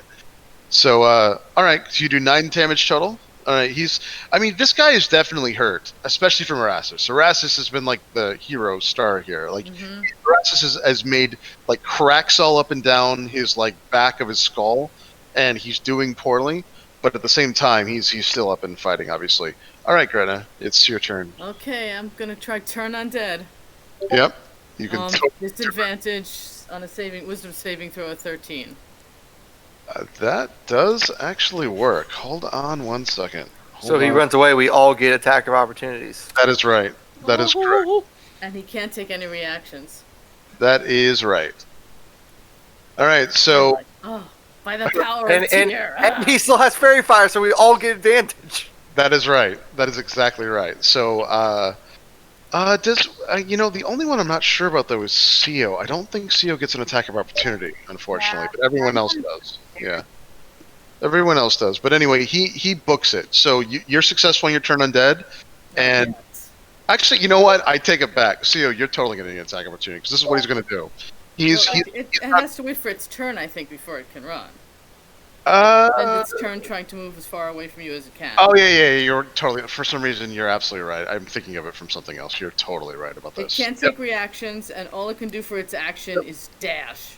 You're or absolutely escape. right. It's gonna. So, Seo, you are gonna get one though because it's not only gonna run away from Gretna, but it's gonna try to run away from the room. So it's gonna pass you anyway. But Right. So if I have movement, I'm gonna get as close to it as I can. yep, you want to get like up here? Yep. Cool. No, that was no. So that let me see. So that it goes at the other side. other side. Well, there's a wall Oh. here, unfortunately. Okay. Yeah, you could be here if you want, Uh, or you can be where you were. that could be where I could go where I was. I No, guess. Okay. actually, you know what? It's actually better for you to be here just to make sure you get Okay. your. Yeah, it's better. Okay. All right, Henri. You asshole. No, hang that on was 1 great. second, I'm just looking up. Good stuff. Gretna is going to end up being super important. Sure. But I did expect you to be the star of this encounter, Gretna, so you're not disappointing me. This is good stuff.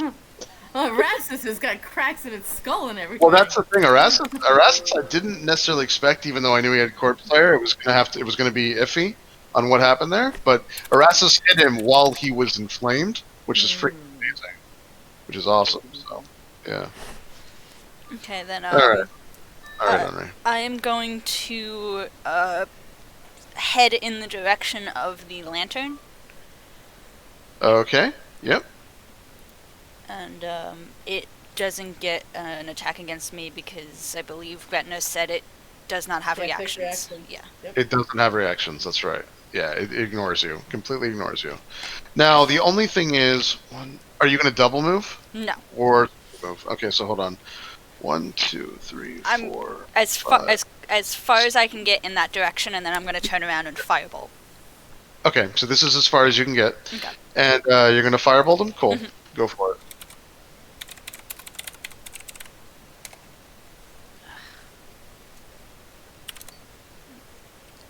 Seven to hit. Okay, he misses. Yeah, it goes through and bounces off here. All right, so this is what ends up happening. He runs. Everyone's going to get their opportunity to attack because he's not going to run just here. He's actually going to use his entire dash attack to go all the way around here. Isn't he grappled?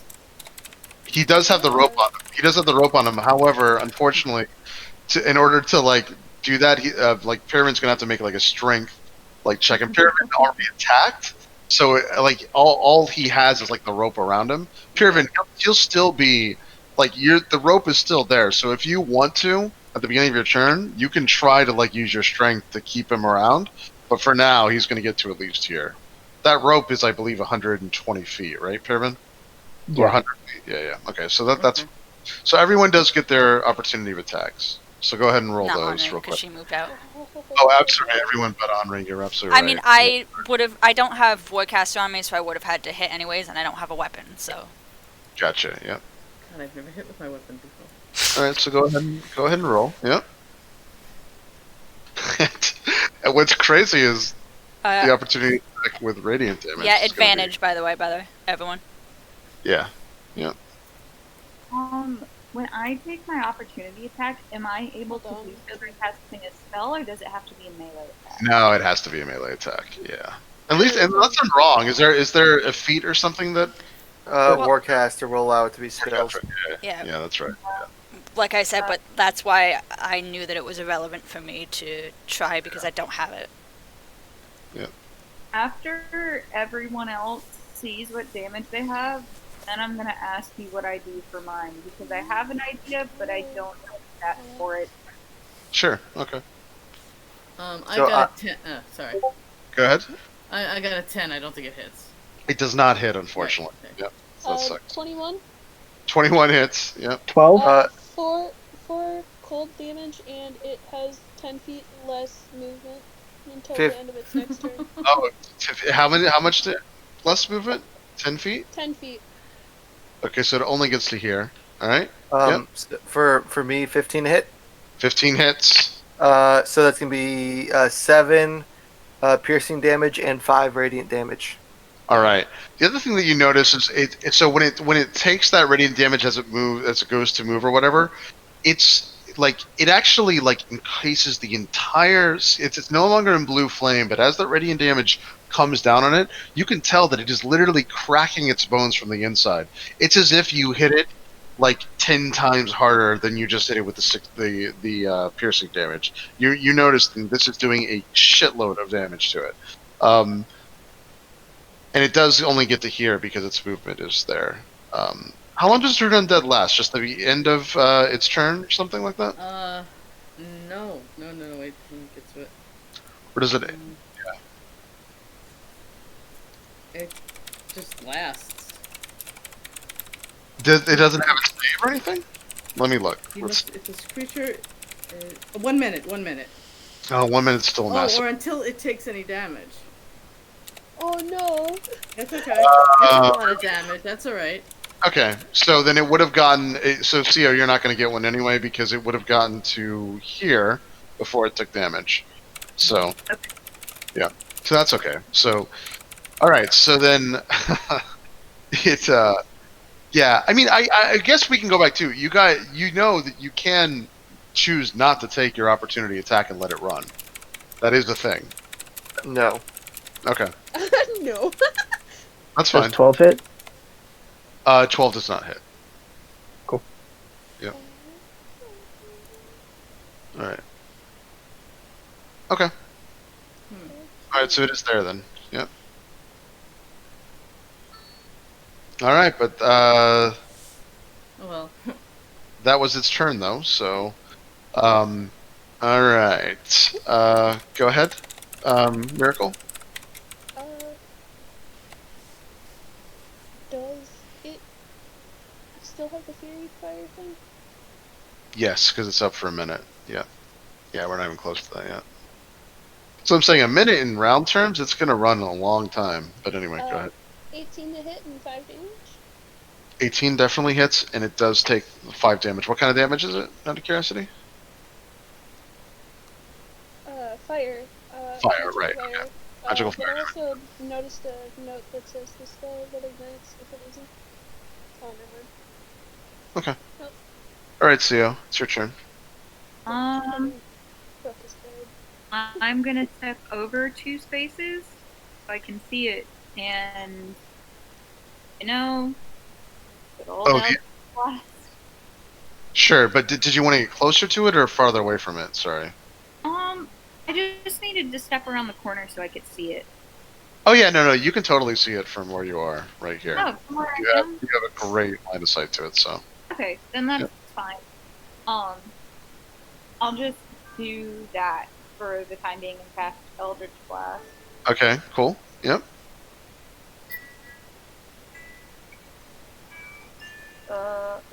I.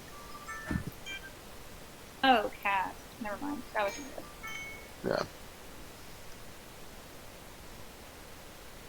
25, natural 20.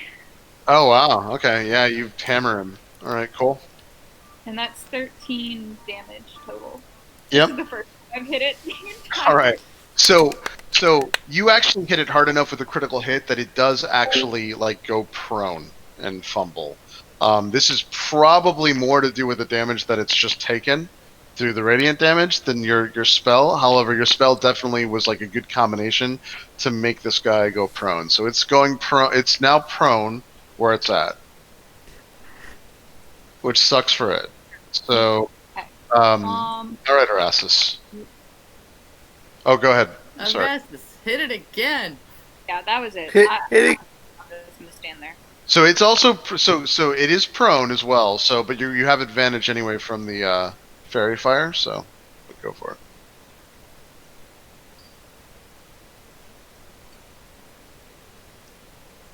So me? Yeah, it's on you. Yeah, I'm whacking this dude. Okay. Yeah, you're gonna like stand over it and try to like crush its skull with your hammer. Yeah, there's no way to two-hand this throwing hammer, No. is there? No, there's no way to like make it a head or harder hit. That would be awesome, but no. I wish it was more like Dark Souls where you could do that. Yeah, but no. But go ahead and roll to hit. It's a 23 and an 18. Awesome. 18, and that's with your radiant damage? Well, no, that's 23 to hit, Oh, gotcha. Okay. and then an 18 to hit because I have advantage. Oh, yep. So it's going to be 8 piercing damage and 6 radiant damage. So 14 Plus damage 4. total. Plus 4? I believe that's the Corpse Slayer is a +4, right? It's 1d8 extra radiant damage, I thought. Yeah, it's 1d8. Oh, That's you're right. right. It's 1d8. So it's 8 piercing, 6 radiant. Awesome. Okay. All right. So as you do that, as it's down, Erasmus, you completely and utterly like cave this thing's skull in. As that happens, a metal rod comes like flying out of its skull. It does erupt back into blue flame, and unfortunately, all of you are gonna have to make dex saves again as this happens. But it does look like you destroy this thing. I was gonna say, if you do cast and then the spell name and put ADV at the end, they'll do it with advantage for the hit. Yep. Or if you do, and it's the same thing with the weapon, just put ADV at the end. Yeah, but all of you right now need to make an dex save. So Gretna, Erasmus. Next save with advantage or without? No, you don't have advantage. Okay. Yeah. Yeah. Not Another great roll. No, we got a nat one! Oh God, I should really be making you fall into this thing, but we're not going to be that terrible. I got a 6. 6 to save, and what else? He'll fail. That's not a single success right there. Yeah, Or a 6 to 7. you're all going to take the same damage, I think. So Please don't die. I'm at 7 health. this might suck. This might really suck. Might suck. Yeah, it is 2d6 damage. But go ahead, Gretna. What did you get? Oh, I got a 7. 7. Yep. So everyone failed as this thing. Okay. Oh, you're survived. Okay, so everyone takes 5 points of damage while it Oh, dies. thank God. Oh, yeah. 5 points of damage. Yes. Uh-oh. Erasmus. HP minus, or space minus 5. Yep. Oh god, I'm at 2 HP. How much HP do you have left, Erasmus? More than half. Oh, okay. 13. Okay, so you're fine. I failed my last dex save and took 7. All right. So anyway, so this thing erupts into blue flame. It does consume the spell book. It consumes what looks like everything within it, but you do at least kill it. However, the metal rod is absolutely on the floor next to some bone fragments. I'm very proud of everyone. I gotta be honest. I kind of expected this to not go as well as it did, so that's cool. Yeah, let's see.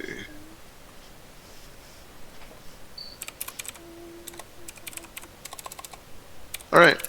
So now there's basically these like pile of bone fragments that are charred, and like they're still slightly on fire. There's that metal rod, and then there's what's ever left in the room itself. Is the book all burned up? The book is all burned up. Yeah. You don't get the book, unfortunately. I'd be thinking Miracle's feathers are slightly burnt, and she'd just feel like just really scared right now, just like.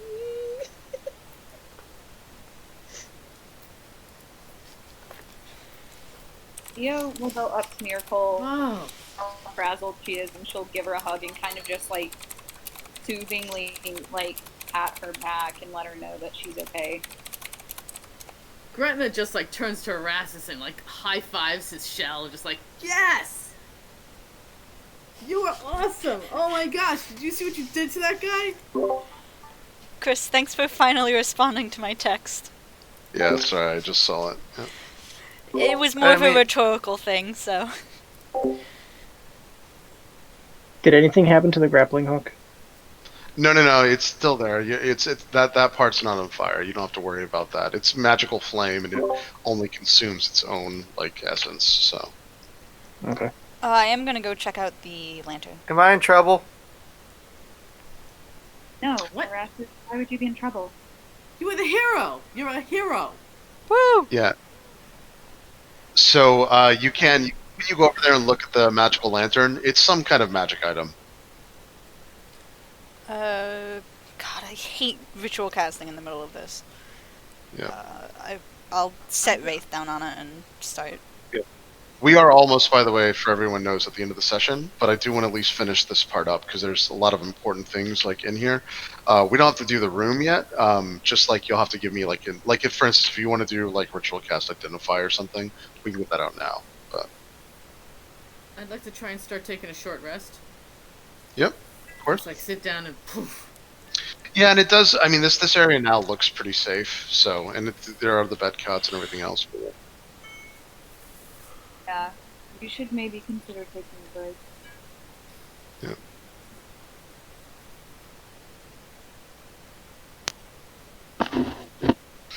All right. So while everyone's take a short rest and we have identify going on, does anyone else want to do anything before we end this session? Yeah, can I go down that hallway up the stairs? Absolutely. Yeah. Paraffin, it's like I just want to do that the whole freaking session, man. Like just let me get out of here. I did see a backpack in there, guys. You guys might want to check that. There is, I was going to explain that in a second. There's not only a back and like an adventurer's bedroll in there or whatever, but there's some other stuff that we'll talk about in 1 second. All right, Paraffin. So here. Ugh. Oh man, this sucks. Hold on.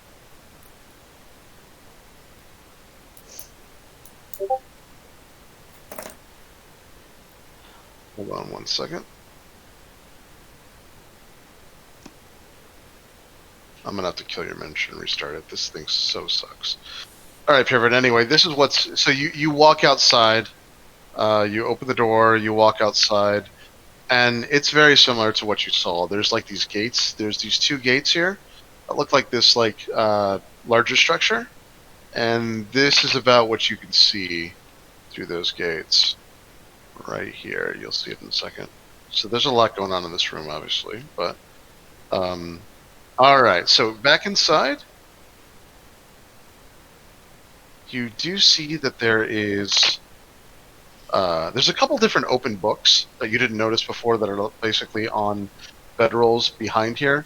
We of course have the lantern, and then there is a backpack with what looks like a bedroll potentially, or other like supplies back here as well.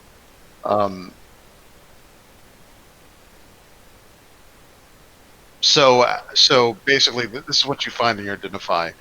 This lantern's magical properties is that it's like this basically lantern of burning. Basically, you hold the lantern up, and once you're attuned to it, as your action, but you do have to have it equipped. Like you have to have it equipped as like a weapon essentially.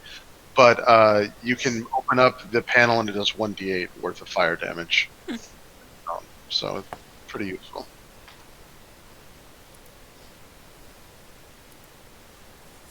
It's like a miniature flamethrower. It can only extend 5 feet, so you have to be very close to your target.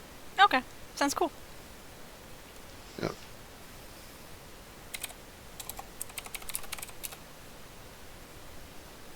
I'll bring it back and I'll explain I'll give it to Erasus and I'll explain what it does. What So is this? we are also Henri. We're actually not super close to where you would be coming out, depending on what happens. Obviously, Mhm. are you able to come next Monday? Yes. Okay. All right. Cool. Yeah, unless I tell you otherwise, I'm pretty clear on my Mondays, because even if I work till 7:30, I can usually get out at 7:15 and be home by 7:30. Okay. Cool. If that changes, I'll let you know. All right. And sorry, what did you say, Erasmus? He just asked what this is. Henri, I'll, that's to you. it's like a little mini flamethrower. Yeah, so Henri will go over to Erasmus and show you how when you basically just lift up the little lantern, like porticus like gate thing, that's where it shoots out the flame. It only extends 5 feet and does 1d8 worth of fire damage. Is there a way I could reverse engineer / disassemble this thing?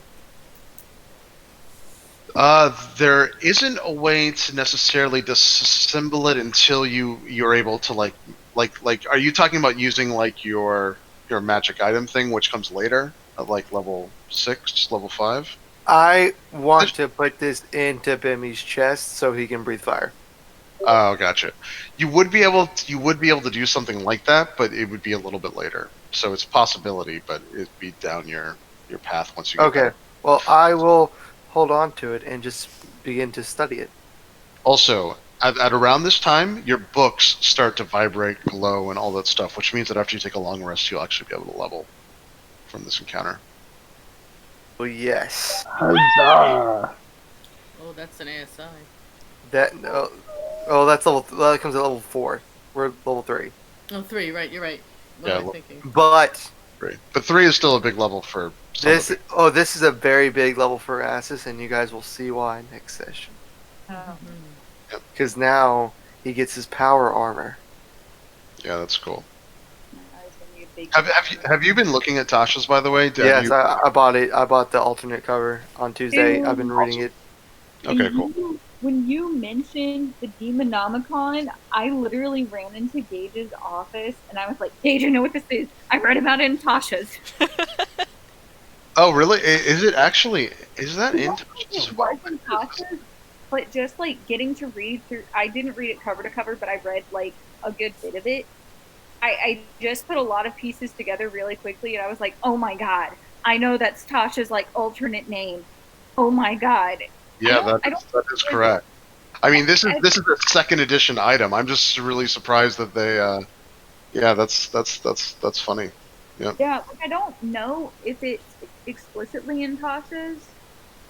Initially I mistook it for one of the other spell books in Tasha's, but then I was like, wait, that's like Tasha's alias. I literally just walked into the office. I was like, I know what it is. I feel smart. Yeah, that is correct. You are right about this being one of Tasha's aliases, though. That is definitely right.